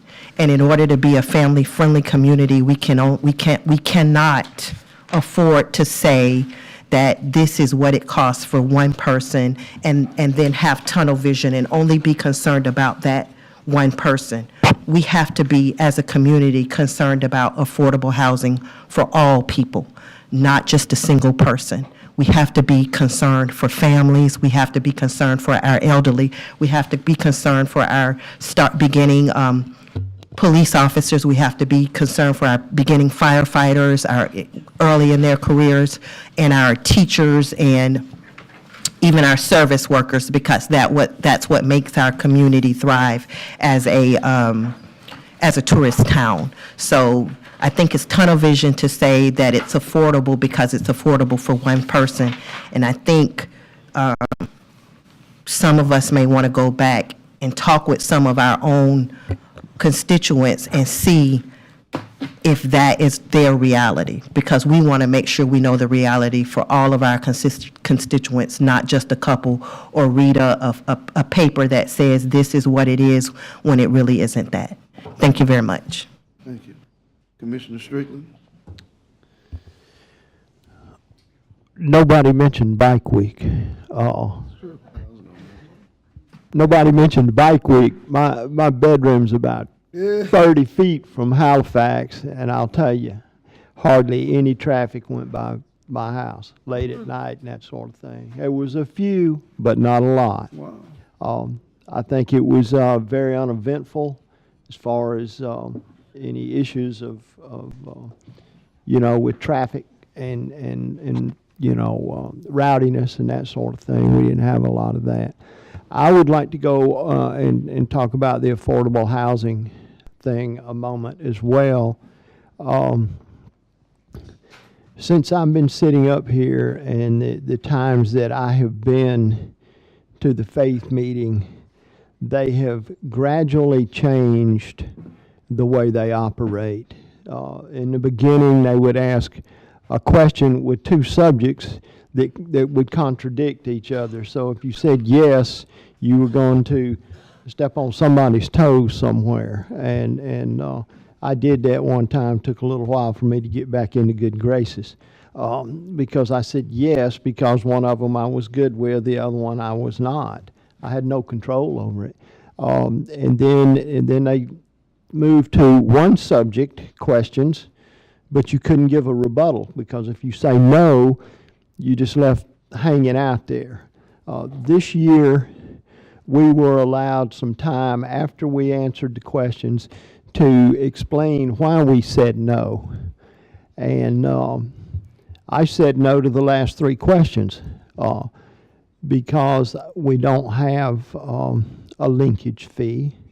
I think that their linkage fee request was way too high. If you start figuring $5 a square foot was outrageous. That would kill all kind of development if we had a linkage fee, which at this time, our city attorney's looking at me, and I would like for him to explain a little bit about the linkage fee and if we have one or how we could get one and that sort of thing, if that's possible. Whatever. I was a no on the linkage fee thing because we don't have one, and I'm not sure how we get one, what the legalities are, and I was really not good with $5 a square foot. So could you help us with that a little? Do you want me to do that now or wait till city attorney comments? I can do it now or then, whatever you'd prefer. This is their discussion. Sure, so, yeah. sure. So a linkage fee is a fee that's used for affordable housing that's imposed on development. What's interesting is there's a statutory provision on linkage fees. It doesn't define what a linkage fee is, but it says that it authorizes local governments to impose them, but then says that when imposing a linkage fee on residential and mixed-use development, the local government has to fully offset the cost of the linkage, the cost to the developer of the linkage fee. So the statute would require the city to fully offset the cost by giving incentives, whether those are cash incentives, waived permit fees, impact fees, density bonuses. Density bonuses begs the question whether you have density limits in the first place that you could exceed by density bonuses. And whatever you're talking about, you're going to have to figure out, does that fully offset the developer? Now, what's interesting is the statute talks only about a local government's obligation to fully offset the cost for a developer of a residential or mixed-use project. What the statute doesn't address, and what appears to be the law that's in place, even without regard to the statute, is whether if we were to impose a linkage fee, we have to meet judicially created law that applies to impact fees. There's a whole body of law that applies to impact fees because courts are aware that we don't, as a local government, have authority to impose any taxes other than what the state specifically authorizes us to do, which is mainly ad valorem taxes and local business taxes. And so that's why when we're imposing fees for things like water and sewer, we have to show that the fee is needed to pay the increased demand on a service that we provide, the increased demand that's created by new growth. And we have to relate the fee to the degree of the burden that each project creates for us. It's called the dual rational nexus test. Nobody's going to be quizzed on this, but it's a complicated test. And there have been instances where the courts have said, hey, your fee's invalid, it's really a tax. And in some of those situations where the court has said that, and an impact fee has been in place for a number of years, the court also says, and you have to return all of the fees you've collected over a period of time. So, take it back to the statute. The statute says that we're authorized to do linkage fees. And I will tell you that there are some of my peers who believe that the statute waives our obligation to meet the impact fee test that's created by the courts, but there are no cases on this. So, if we were to impose a linkage fee, we would have to face the question, do we need to impose that in a way that's consistent with impact fee law? And what we would have to do is have somebody study the different types of development to see what, on average, they might create as far as a need for affordable housing. An industrial project may create a different need than a retail project, may create a different need than an office project. And if we're required to do that, we haven't done it yet, and we'd have to do more study in order to comply with that. I can't sit here and tell you for certain that we would be required to comply with the law on impact fees, but I'm skeptical that the statute waives that requirement, because the whole purpose of the impact fee law is because governments can't impose unfair burdens on private property rights. There's a whole body of law on exactions and takings. They mean something very similar. Okay, so what we know at a minimum is that under the statute itself, if we impose a linkage fee, we have to make whole a developer of a residential and a mixed-use project. That's in the statute, that's express. What we also may be required to do is, in creating a linkage fee, model linkage fee so that the amount of the fee is based on the amount of burden that different developments represent. And those are the two potential issues that we have in imposing a linkage fee. What I heard you just say is that we have to make the developer whole, which means the residents, taxpayers, the city itself is going to end up paying for it one way or another. Is that correct? The statute says that, but only where the linkage fee is imposed on a residential or mixed-use developer. The statute doesn't require us to do that on commercial development. Which comes closer to paying for itself than residential development, and could afford more likely to pay the linkage fee rather than residential development. Right. I mean, the city, in response to the statute, could elect to conceivably impose linkage fees solely on commercial development projects. And then the city wouldn't have to be concerned with the statutory provision that requires us to fully offset the developer's costs. There's already some cities in Florida that have a linkage fee. Have you researched how they got that, when they got that, and what the cost is and how it's working? I remember researching this question a few years ago when we were talking about trying to do something with affordable housing. The dollar value was nominal, $1 to $2. They were not exceeding it. They were not being extravagant. I remember bringing in documentation for that. Yeah, and my sense was that the jurisdictions that were doing this were charging a fee that was sufficiently nominal that there wasn't a motivation on the part of the developers to make one of those legal challenges for, based on impact fee law, for example. And that was before most of these ordinances that had those fees. They were in place before the statute was amended, I think in 2021, to impose this new requirement that again says you have to fully offset the developer's cost of paying the linkage fee through incentives if the developer is a residential or mixed-use development. Thank you. I wanted to share something. I have the faith paper here, and they gave us an example in their agenda of a city that was paying a linkage fee. And I'm sorry, I don't know how to get this together.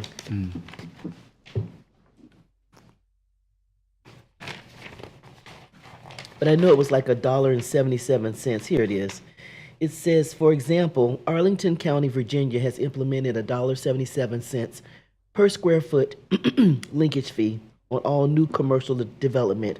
All funds raised through linkage fees are put into a housing trust fund. It's $1.77 and they want $5.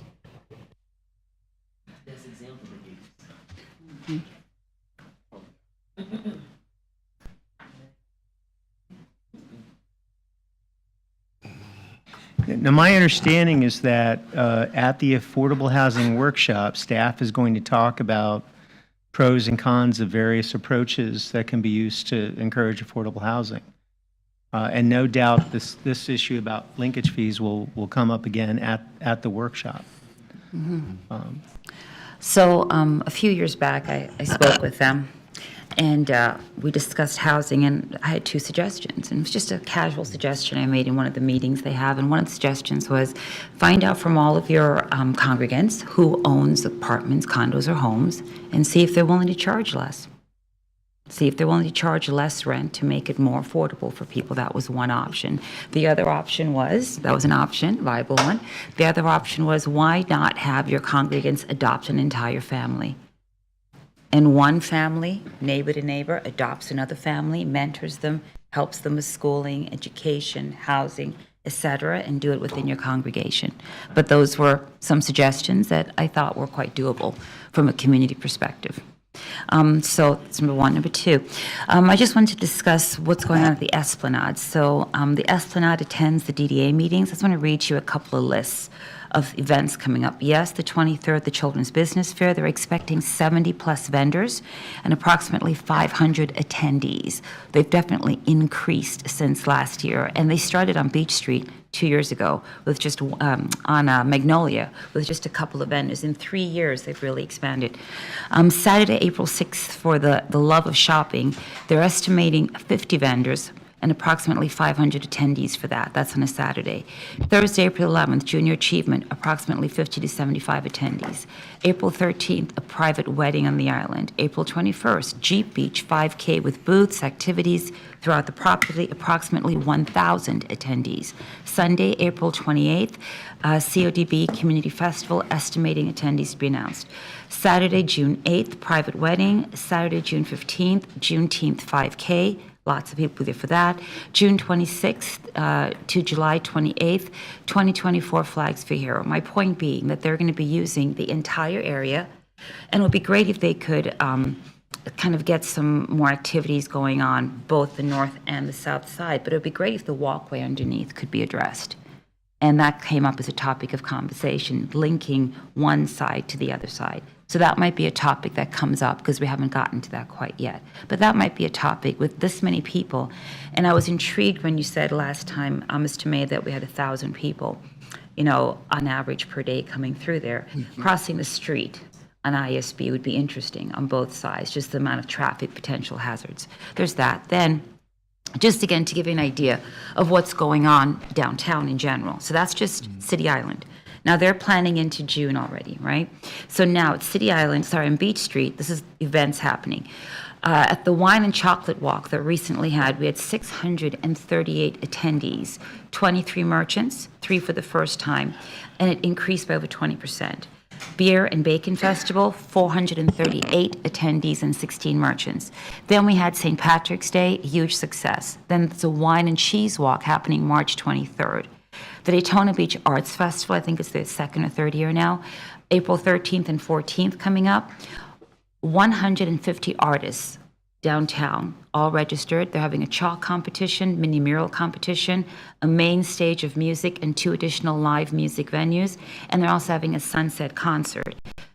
Building from the sunset concert, the hope is to continue doing sunset concerts. April 13th, Grateful Dead. Friday 24th, Royal Rumble, Resurrection. June 14th, that's a Buffett tribute, and then July 12th, it's Reggae Nights. So, huge foot traffic through the area. And again, this park is being well utilized. The downtown core is becoming active on a regular basis. The DDA and Al Smith are doing some really good work in bringing activities down there on a regular basis. And we're seeing a difference. So hopefully we can continue and the community will support us in improving the downtown core even more. That's it. Great. I'll just piggyback on that. Oh, thanks, sorry, sir, hold your, so finish, then I'll go to something else, go ahead. Okay. No, you go ahead. Okay, so could the media team please pull up?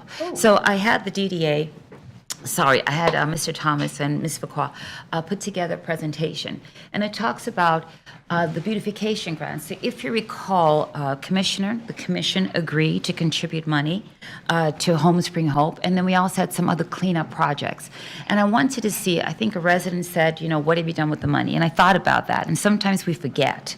It happens so quickly, we forget the things we've done that are long-lasting. So these are homes in the area and locations in the area that were cleaned up using the fiscal funds. Could you switch, please? Okay, you can read that. I'll read it for you. This is Home Springs Hope, the Food Brings Hope, and they have Home Spring Hope, a community association. Number 2, the homeowners applied for grants. They received the grants, $700 to sometimes $1,000. And then it was a volunteer effort where they had volunteers come in, which a lot of us, I think Commissioner Reed as well, participated in. You get volunteers, you get different commercial venues, they get together, they provide extra work. Switch. Okay, the scope would be to remove fallen debris, limbs, tree roots, repair minor irrigation damage. You can see some of the work that's done, including some pavers there, trees, bushes, flowers, mulch, weed gardens, and sod. Switch.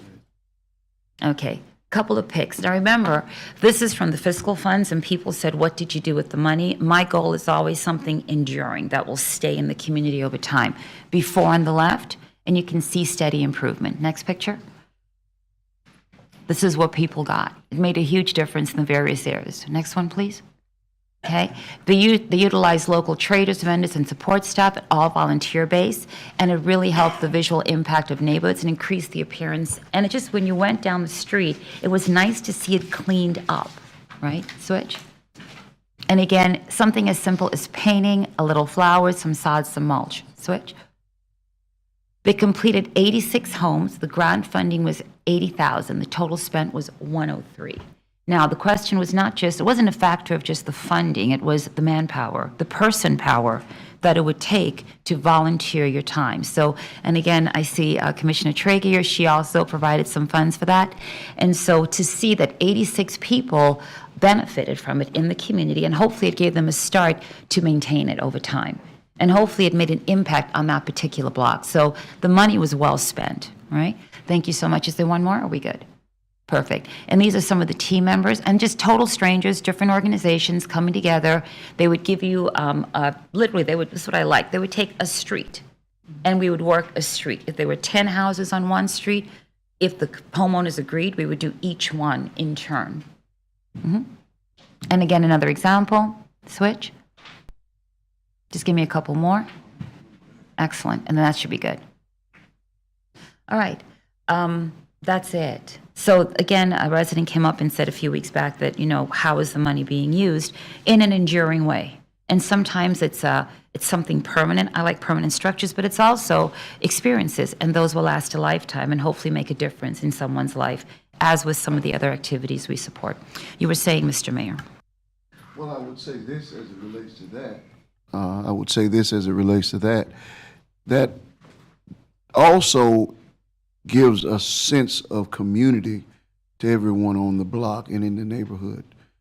Commissioner Reed and I were judges as a part of that effort, and I think it was money very well spent, because one of the things that COVID did to us as a country and as a nation and as a world was that it adversely affected our mindsets, and it made people have different psychological reactions to what they were experiencing, and sometimes it showed itself in the way of maintenance of our bodies, of our minds, and of our resources.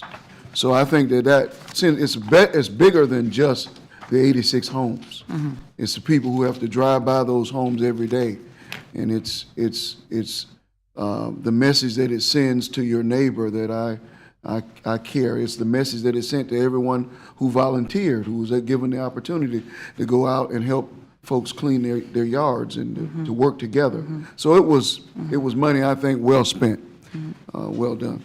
On the issue of downtown, I would like an update on where we are as it relates to what we discussed during the last commission meeting related to security down there. Normally, I would ask you that in private, but where are we as it relates to the 2 months? I'll bring up Mr. Thomas and Ms.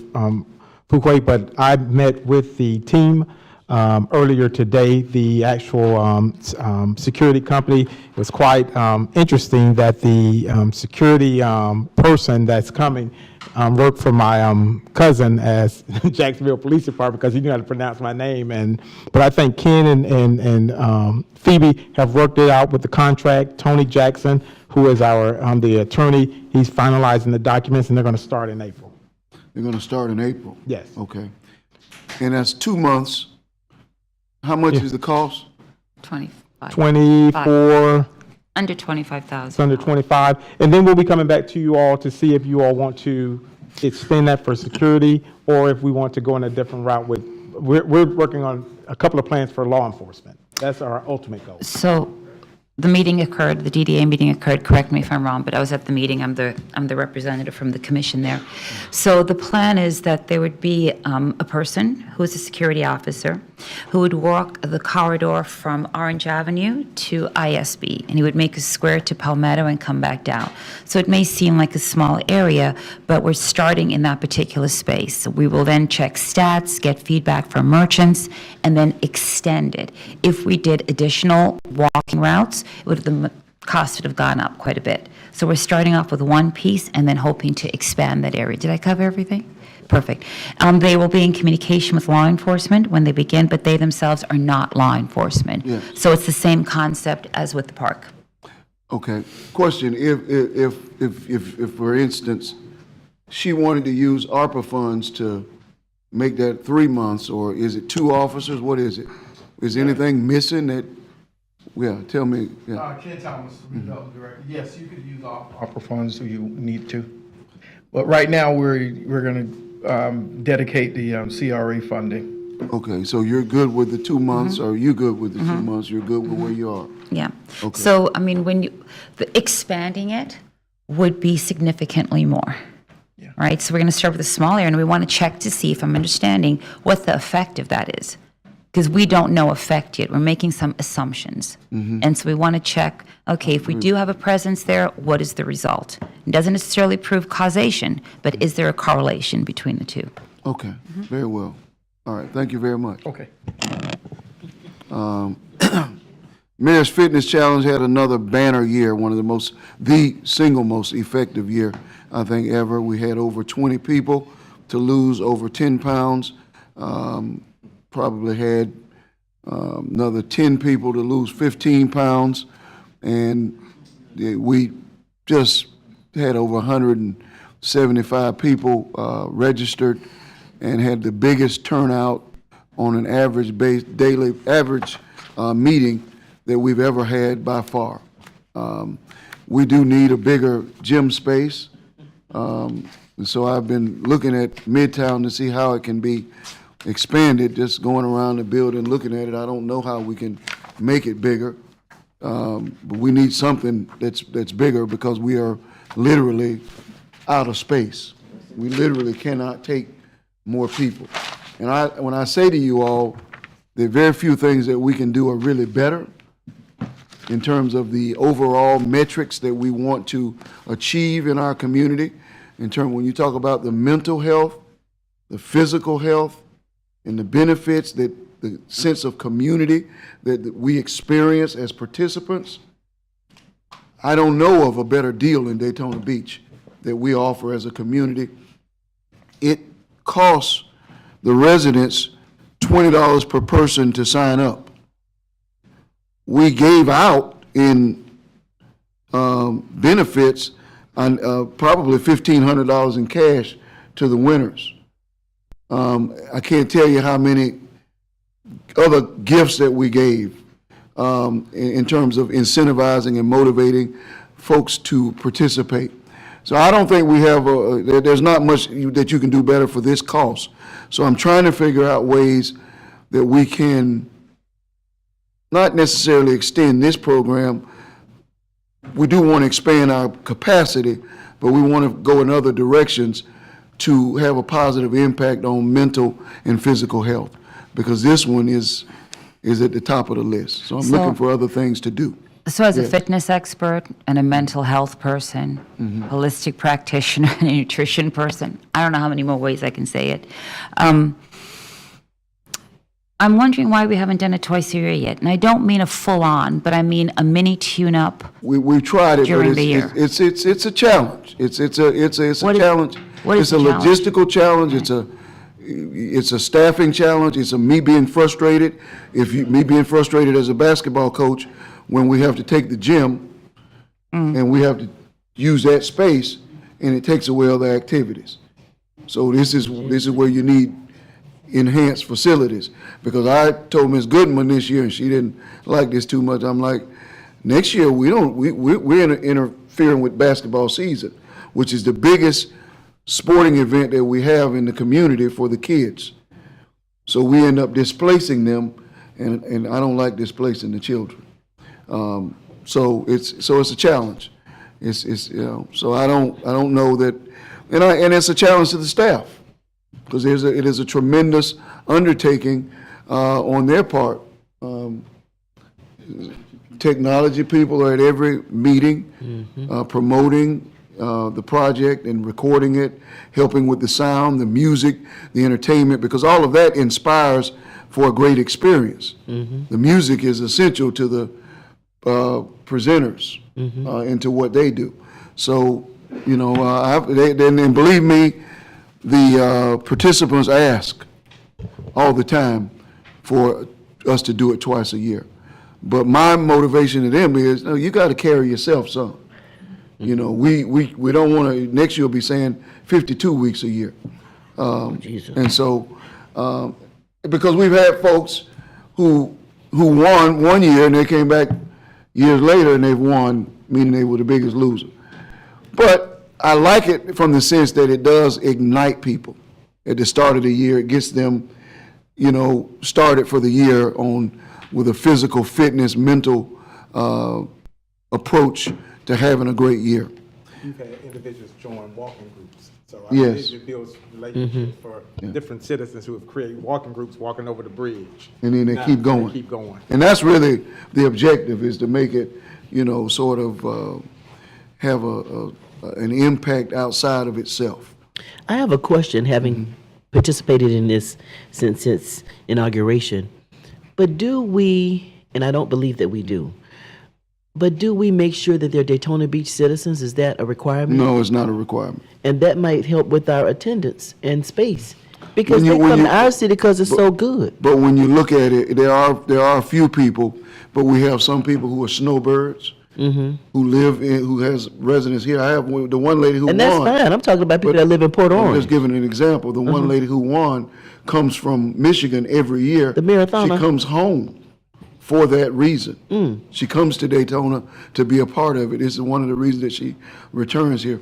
But when you look at the numbers and the people who are there, you know, the gross majority of them Are Daytona Beach citizens. Beach citizens. So That's keep the other not, ones that's out. without a question. That's without a, you know, I would say 75, 80% easy, if not higher. They Daytona Beach. You know, I know just a few who tell me, and I know a couple who moved from Daytona, had been here 40 years. They started out in and they moved away, and they're still committed to the program. And ours is the best. It's not even close.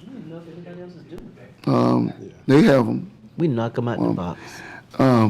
Mainland High School, they didn't win the state championship in girls basketball or boys basketball, but they made a great run. The girls got to the championship game, lost in overtime. The boys lost in the semifinals. But it was a great run and something for us all to be immensely proud of. The golf tournament, the Mayor's Golf Tournament proceeds this year will go to two causes. One is the Mr. and Ms. Mentoring Program. The other is something that we talked about earlier to help fund children who attend our youth programs. Who else was talking about that? Commissioner Reed. I have encountered a number of children who cannot participate in our youth events because their mother or father are indebted to the city as a result of their inability to pay for their participation in our summer youth program. So I would like to get a list of who owes money to that, how much that is. Because bottom line is you have folks who start out, their kids are going to the summer program, and while it's the cheapest program you can find, they sometimes can't afford it, and then once because they sign up at the beginning to continue the program throughout its duration, and if you don't finish, then you're indebted to the city. So I'd like to know how much is owed by how many people, so we can figure out how we can maybe help rectify that problem. Because I had two children who live in Daytona Beach, who go to my school, who wanted to play basketball, who wanted to play soccer, told me they couldn't play because their mother had a debt, you know, and we have to have protocols and procedures, I understand, because the slots are very valuable. So if you allow people to sign up, and then they say I sign up and they go for 2 weeks, then they drop out. So I understand the rules, but I just want to figure out how we can help them and what the cost is. April 13th, you mentioned I'll be at that wedding. I'll be at the 5K this summer. Don't think I'm running, but I'll walk. Yeah, 1957, newspaper. My first sibling was born 1 year after that. Danette's oldest brother, former Commissioner Patrick Henry, given his age, senior citizen. Can you say that's not funny? Yeah, hey. Last thing, linkage fees, and I understand the consternation, aggravation that we experience from the faith group.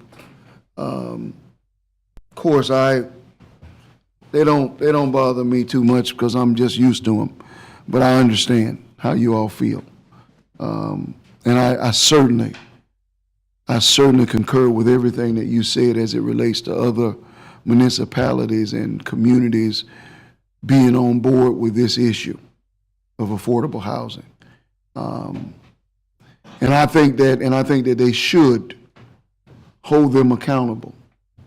And they should be, by all means, putting their feet to the fire and calling them out for their ineptitude and their inadequacy and their lack of commitment to this issue that affects Volusia County. I do believe that the county council is to be commended for what some would call a Herculean effort, but almost all of the money came from the federal government and should have been used for that purpose. So they too, I believe, still should do more than they are doing from the coffers of the county. No one compares to what we've done from a budgetary perspective, a verbal and a commitment level.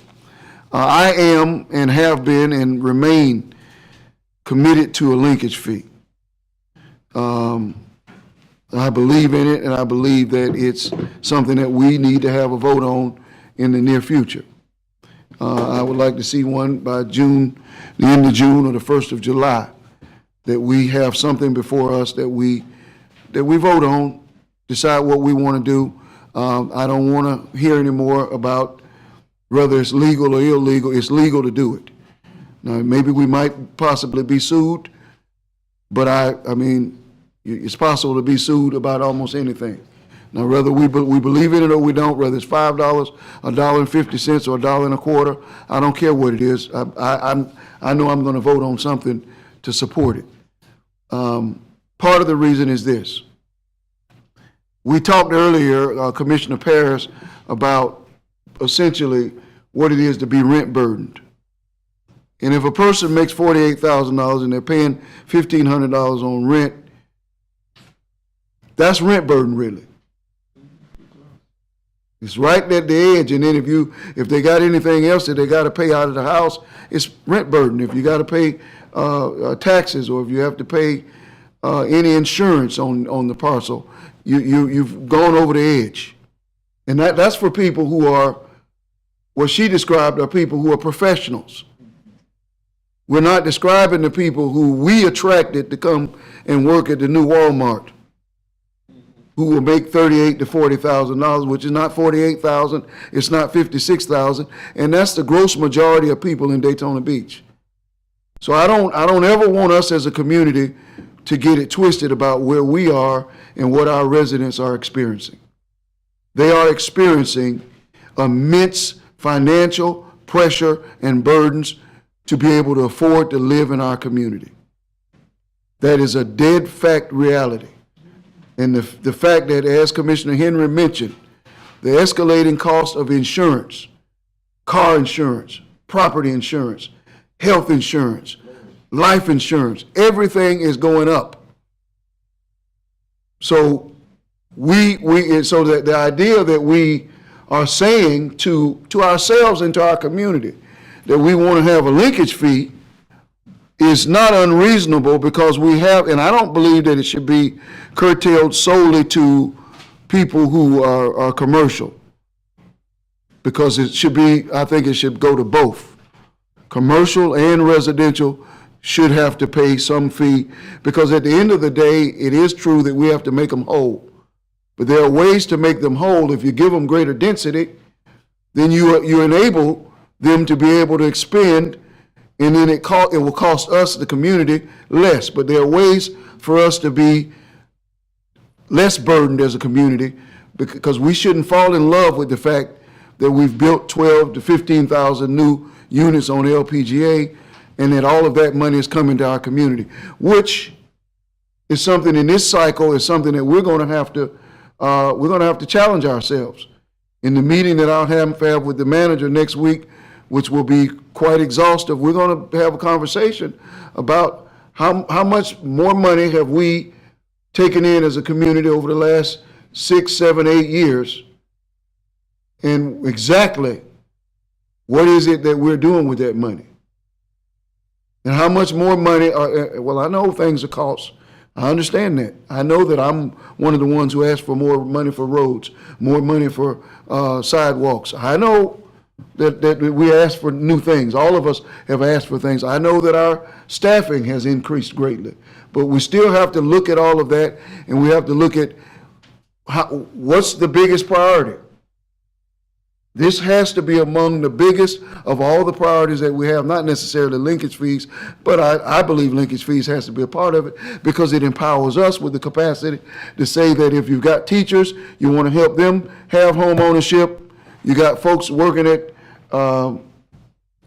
McDonald's or working at Trader Joe's. You want to help them in some way. You have folks like my mother who's severely rent burdened. People who are in their 80s are rent burdened out of the yin yang. It's unbelievable how our seniors are rent burdened. Those are just facts of what they're experiencing. So if this is a priority of what we believe, then there's no more kicking the can down the road.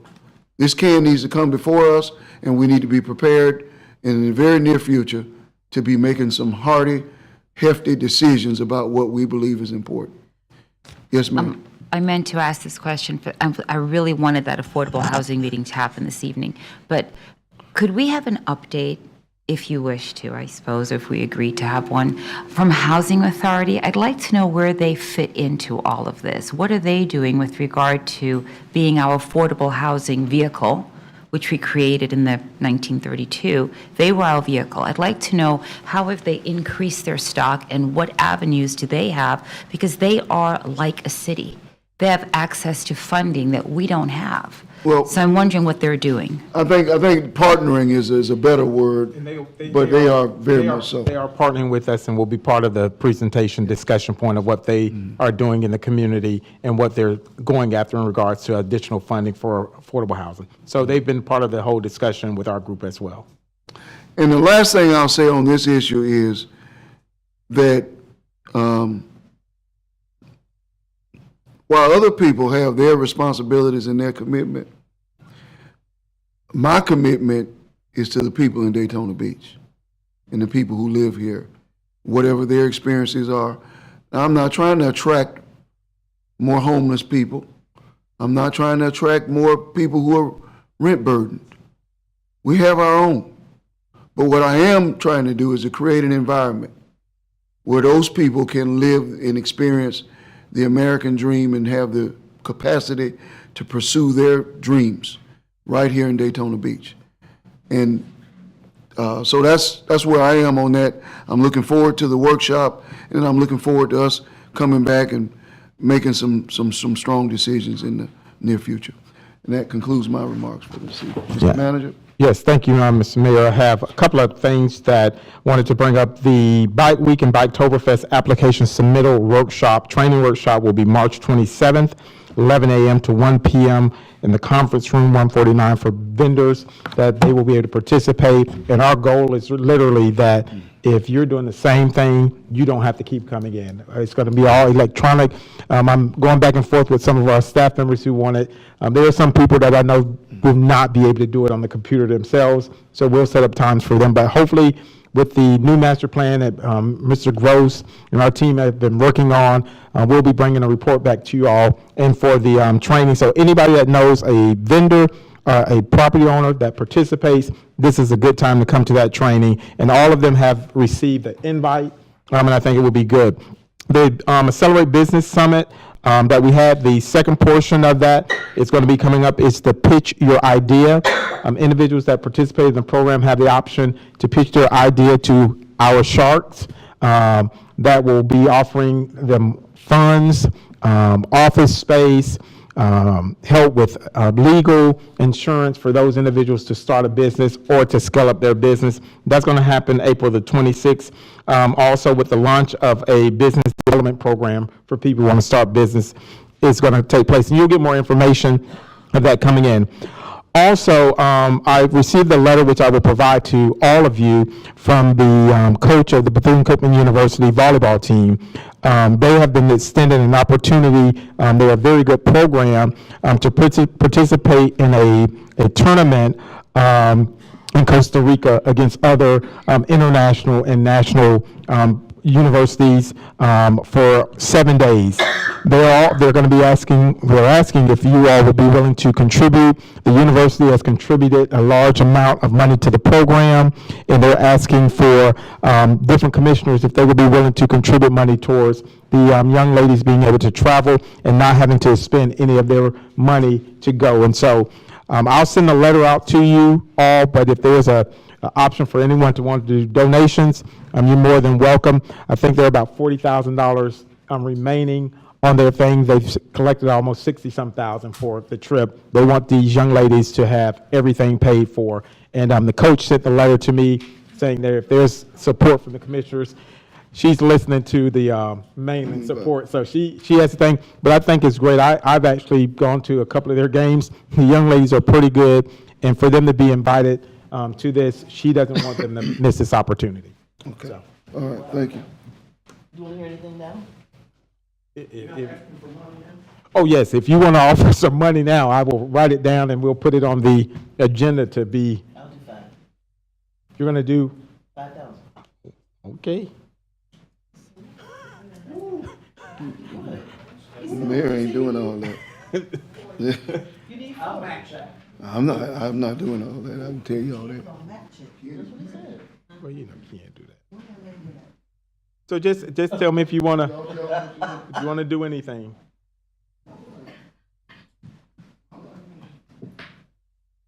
Anything else?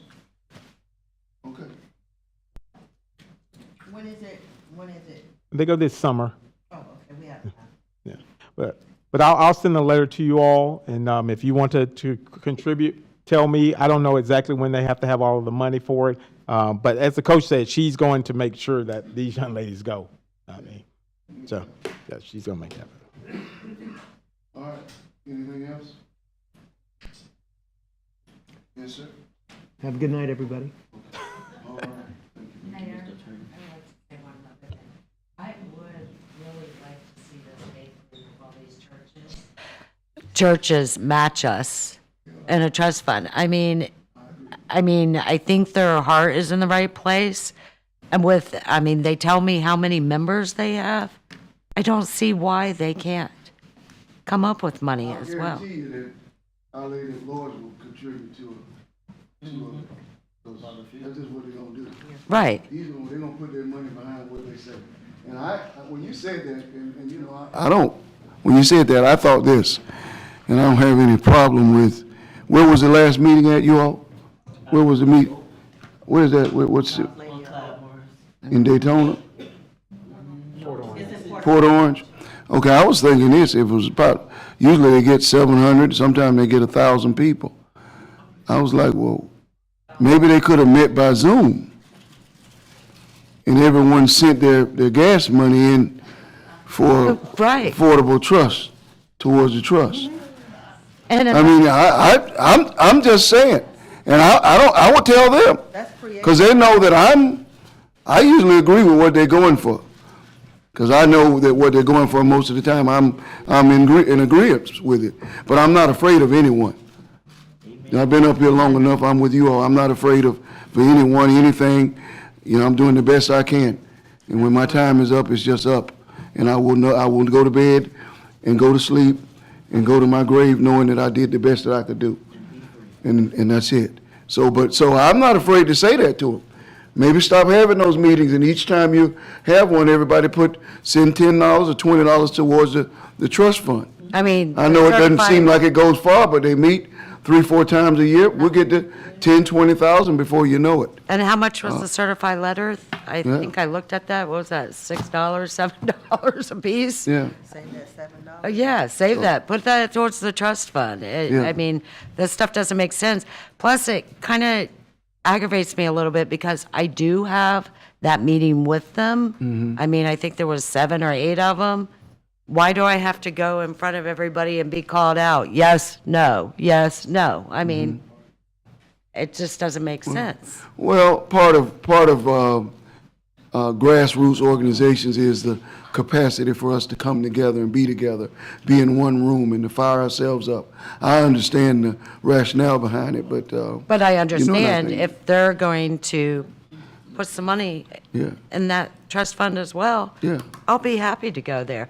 But I will not talk about criminal justice, and they know that, but I would be happy to go if they're going to put money in all of them instead of just calling us out. Yeah. Especially, we're the only one, I swear, Daytona does a lot for affordable housing. I do not see any other city. And I even asked him, well, why don't you go to Port Orange, Ormond? Oh, we try, they just don't meet with us. Okay, there it goes. There you go. Okay. So I guess I'm the only, nothing. I'm the one that listens, as the mayor. But I don't mind. Okay, anyone else?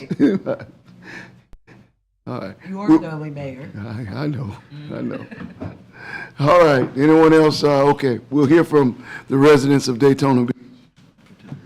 Okay, our first speaker is Frederick Brown, and on deck is Marjorie Johnson.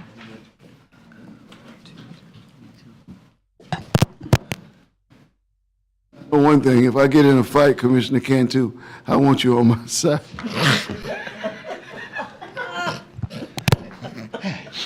Okay, now you sound like it. She be fired up. She be fired up. I'll be there for you. I know. Yes, sir. Yes, Frederick Brown, 1508 Crescent Ridge. Got a lot to cover, 3 minutes to do it in. Yes, we've talked a lot about the faith meeting. I will say this much, there's a lot of really good people in the organization, a lot of people with hearts in the right places. What my observation is, there's a highly trained group of political activists that turn it into a political event, and I believe that's why so many of you are being targeted. So thank you for your comments on it. I agree with you, and I also agree with the comments that you made about putting your money where your mouth is. So that's it. Also, Mr. Mayor, I want to thank you very much for your program, and I also thank Commissioner May for what she said. I agree with it, and I certainly would invite you to have a second one for some of us. It doesn't have to be twice a week, but that would be great if you want to, because you have the background, so that'd be fabulous. As you stated, many people would like to go to it. It is quite a lot of logistics. A lot of discussion came up tonight on using all of our beachside, which is a very small sliver of land, for parking. And as I pointed out, I'll bring it out again, the Dunes of Catwick project would take care of our parking issue. That and public transportation. I know that's been brought up several times before. Again, I like to go to these events. I don't want to have to drive a car down there. I don't want to park down there. I just want to go to them. I'd rather take public transportation, but it's not available. Okay. Bike Week event that happened. Ken's not here. A1A lighting that I have brought up, unfortunately, was another tragic accident at the same intersection where the ladies were hit and one of them was killed there a couple years ago. Our partner, we're going to call him that, Florida Power, has ignored numerous requests to fix the lighting. As I pointed out to the officers on the scene of the accident, right where it happened, the lights were out. So it was very dark and couldn't see. Unfortunately, a motorcycle got hit, and again, lighting would have helped. Also, I noticed that the DOT is starting to put in some of the in-roadway warning lights that I've talked to you about numerous times. And they have one now in operation down at Daytona Beach Shores, and they have several that they've just recently put in up in Ormond Beach. They really are nice. And if you haven't had a chance to see them in action, you should. That would help prevent a lot of our pedestrian accidents. We are Daytona Beach. Our beach is still our #1 asset here, no matter what we want to propose. I had planned to talk a great deal about, and Commissioner Henry, thank you for your statement. When we give information, we must see the whole picture. And I surely agree with that. Unfortunately, I'm now out of time. I did prepare a document regarding the flood that we had to listen to 2 meetings back, where I was somewhat personally attacked on the information. There was so much misinformation, and I'll pick up on my next 3 minutes when I get a chance to present the rest of this, but you are welcome to read it. Thank you. Mm-hmm. And she should not. I would just like to say one thing, if you're okay with that. Mr. Brown, I was not picking on you whatsoever. So I hope you can hear that. You asked us to look into it every single meeting, so I actually looked into it and formed my own opinion. So, thank you. Our next speaker is Marjorie Johnson. On deck is Jenny Nazak. Marjorie Johnson. I would like to commend the faith group for the outstanding their job that they are doing, trying to hold you public officials accountable to the residents of this community.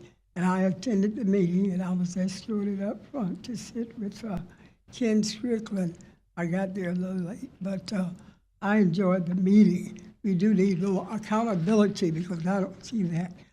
Okay, I would like to say that you are misusing your power when you have commissioners like Paula Reed turn her back when residents are speaking here at this podium. And that has happened in the past. And Ken Southall got up here, a resident of Zone 6, and blasted her in the meeting for this conduct. Also, when I got here and spoke about you returning our residents to the meeting after you had removed them, you was not here, City Manager Derek Feature, when they did that. I also wanted you to put the agenda back the way it was when you got here. The residents always spoke before the city commissioners. You have 19 mayors out there on that board, and not one of them spoke. This is something, after I spoke at that meeting, then you decided just to listen to one person, if you paid the tape back, who said, we want to speak before them, and that was Ms. Reed. So I wanted you to put our agenda back, because if you go to Port Orange, Almond, Holly Hill, or any other commission, you don't have the city commissioners speaking before the residents who are paying your salary. So I wanted that corrected at the same meeting. And there was two mayors here at that meeting who, I have 5,300 and some people on my social media, Facebook. They was at that meeting, and so was Billy Wheeler and the mayor of Port Orange and the mayor of Daytona Beach Shores. So you have changed this agenda back where you are speaking. These people keep interrupting, going back and forth. We need to have a professional meeting around here. And also, I would like to say that Monica and Ken Strickland, you both are doing an outstanding job. And I worked on both of your campaigns, and we produced winners who are concerned about the residents of this community. So I would like to say how proud I am of you and to keep up the good work. Also, Derek Feach, city manager, I got in, advocated for you to get the very job that you're sitting here. We stayed until 12 o'clock that night, and one commissioner wanted to start over. I said, no, we paid these people here, do your job we are paying you to do.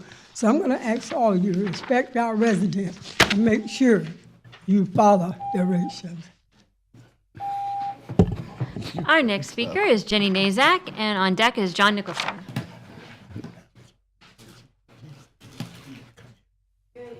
Everybody, Jenny Nazak, 501 Harvey. I really appreciate all of you. Thanks, Commissioner May, for bringing up all the cool stuff happening in the Esplanade.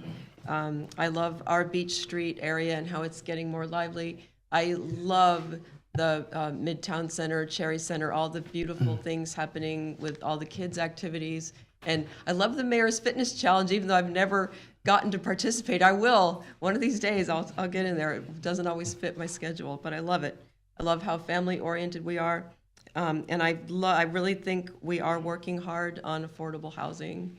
And there's other stuff that I don't know how to do it, but there used to be some forms of housing that were naturally affordable. Things like rooming houses, single-room occupancy, mobile home parks that are now getting bought up by these giant investor companies and driving out seniors and veterans and other populations. So it's kind of like organic, affordable housing, and that's worth exploring. How do we retrofit that back in?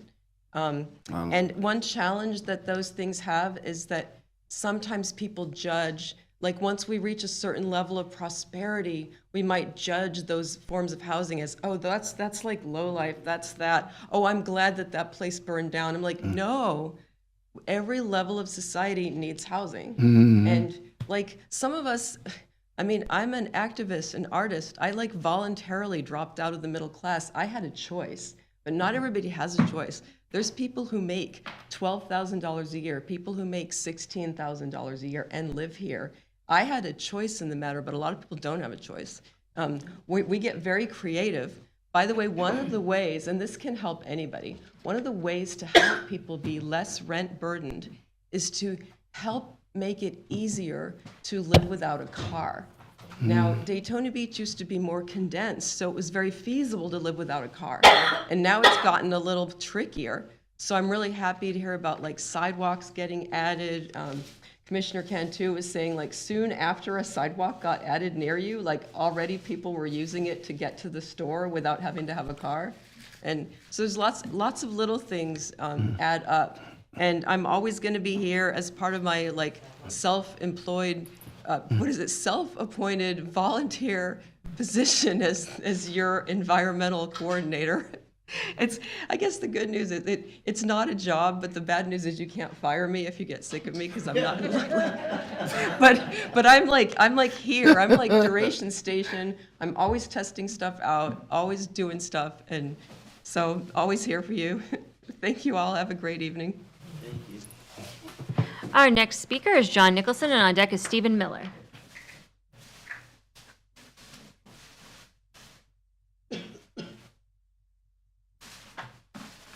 John Nicholson, 413 North Grandview Avenue.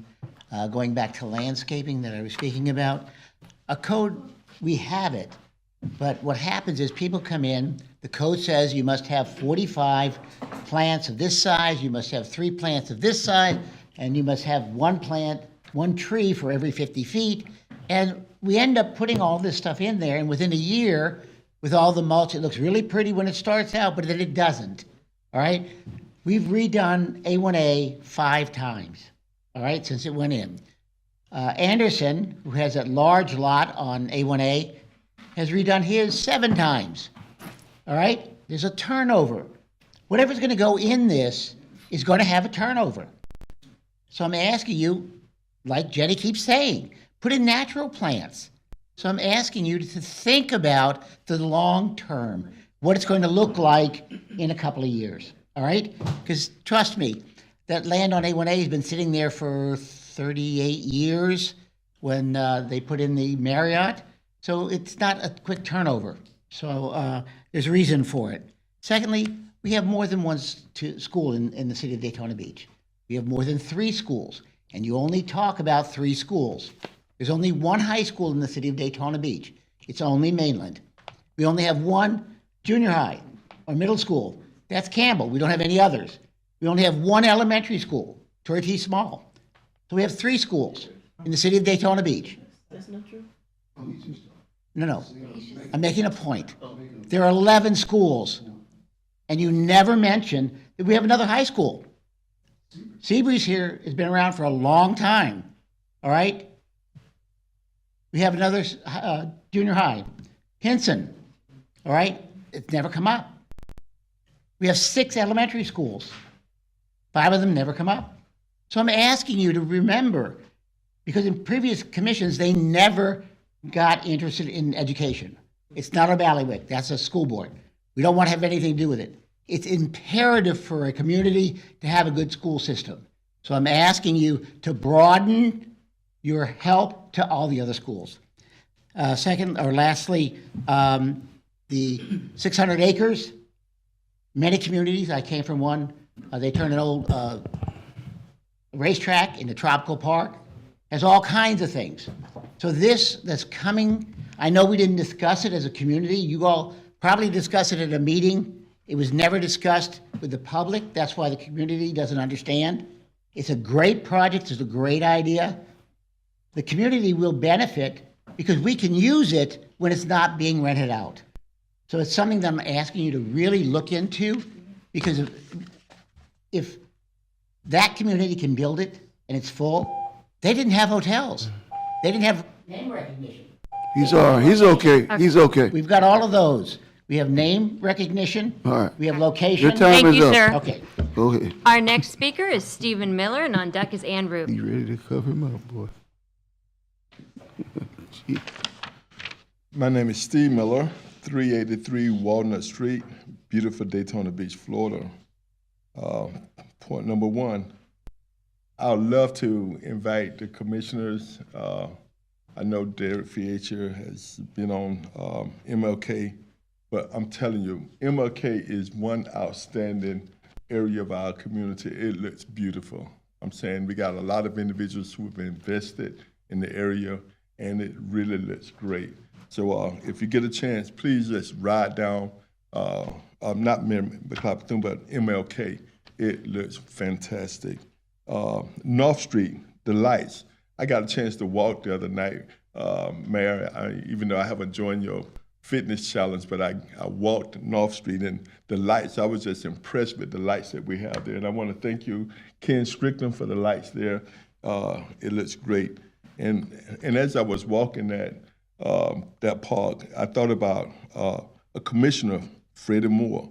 Freddie Moore served this commission. She also served the county council and represented Daytona Beach well. And we truly every now and then name something after someone. And I was thinking North Street is North Street, but I was thinking it's about time that we do something in honor of Freddie Moore. And I was going to get with you, Miss Paula Reed, because I know that's your predecessor, and I think that would be a great honor for us to do something like that. The Days of Stocking Park, man, it's going to be April the 20th, the grand opening. It looks beautiful. I'm saying we got 2 new statues out there that's probably, I don't know how tall they are. They're really tall, but it's beautiful. And it is truly the pride of Mary McLeod Bethune Boulevard, and I'm really, really excited about what's happening there. Mayor, thank you for allowing me to be called the mayor of Midtown. But I'm telling you, Midtown looks super fantastic, and I love sharing with people about Midtown, and a lot of folks don't even know the demographics of Midtown, and I tell them it's George Ingram, Railroad Trike, Nova Road, and of course we take up the Daytona Mall. But in that particular area, I'm convinced, and I need to see a police report or study, it is probably the most safest part of Daytona Beach, Florida. I'm serious, and even though Midtown get a lot of bad rap, but it is truly the safest part of the city of Daytona Beach, and I would really love to see the police chief do a study to let the rest of you guys know how safe Midtown happens to be. I got about 7 or 8 people call me to talk about how wonderful they felt during Bike Week this year and how our law enforcement took great care of the residents of the city of Daytona Beach. So I want to give kudos to our police department on a super fantastic job. And again, I'm happy to be a part of this community. And thank you, Mayor, for caring about our kids and our seniors in the housing situation. Our final speaker tonight is Ann Ruby. Ann Ruby, 137 Park Avenue. First of all, I want to say I just completed Citizens Academy for the 2nd time. Phenomenal. So thank you to Ms. Goodman and all the city staff. And I would hope that that's something we can offer more than once a year, because it is so, I know, but it is so great to have people come and want to learn about the city and to meet the wonderful people who support our city and make it great by working for us. I am so impressed all the time with how knowledgeable they are and how excited they are to come to work. So thank you. I want to not forget the Peninsula Club. It's been closed for a while, but it is an event space that we can use. It's not real big, but they have the parking lot across the street. And I would hope it's always affordable for residents, because it is a lovely venue for smaller gatherings. Okay, good. Okay. Okay, so Our Lady of, okay, so now going to kind of to the faith thing. I want to thank Commissioner Strickland and Commissioner Reed for showing up and saying no where it was appropriate. It really they needed to hear no. And you guys were very gracious in your refusal to answer yes, and gave them good reasons. They wanted a linkage fee of $5. If you put a $5 linkage fee on Costco, that would have been $808,000 you would have had to charge them. At $1.77 a square foot, it would have been $286,000. That's not trivial. So linkage fees may be one part of the puzzle, but they can't be the only part of the puzzle, the only answer. I want to just step back to one other thing. When it comes to churches putting their money where their mouth is, Our Lady of Lourdes does a phenomenal job through their leadership, their congregants, in helping and supporting homeless people. Their veteran outreach program does an amazing job. I think they are a key component that works in conjunction, providing services that the First Step Shelter doesn't. And so I can't take all faith churches to task for not doing enough. They do enough. Thank you. Well, I might not have been paying attention. So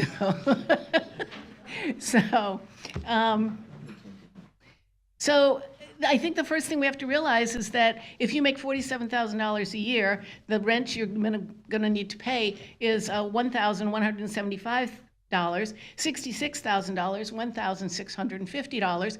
If you need to move in, you got to pay security first and last month's rent.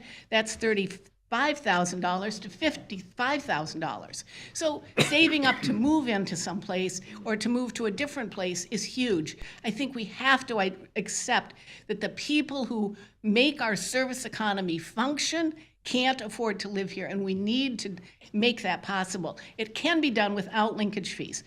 Or with other things. You could do inclusionary zoning, smaller homes on smaller lots, multifamilies, clusters of homes, and work with somebody like SnapSpace Solutions to do alternate plans. So there are many ways you could do this. So, oh, and one other thing. If you did a commercial linkage fee, maybe you could link it to the amount of money those jobs are going to bring in. So low wage jobs, they pay a bigger linkage fee. High wage jobs, smaller linkage fee.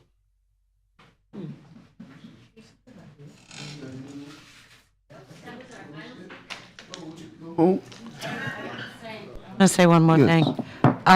Lady of Lords did tell me they do give out different charities. Like actually, one of mine favorite one is the Barracks of Hope. They've given money and stuff. But I can tell you, the city gives a lot of money to charities as well. So I still don't think they want this affordable trust fund. It's not asking much for $5,000 from each church all over Volusia County. I don't know, a lot of the churches can't afford nothing hardly now. We do the same thing. Yeah. So, I mean, and I actually talked to Buck, and I do know they do give, but all my veteran groups give too. So it's just not a city problem. Oh, absolutely. For Daytona Beach. So I Absolutely. just wanted to put my 2 cents in again, sorry. All right. Good night, Daytona Beach.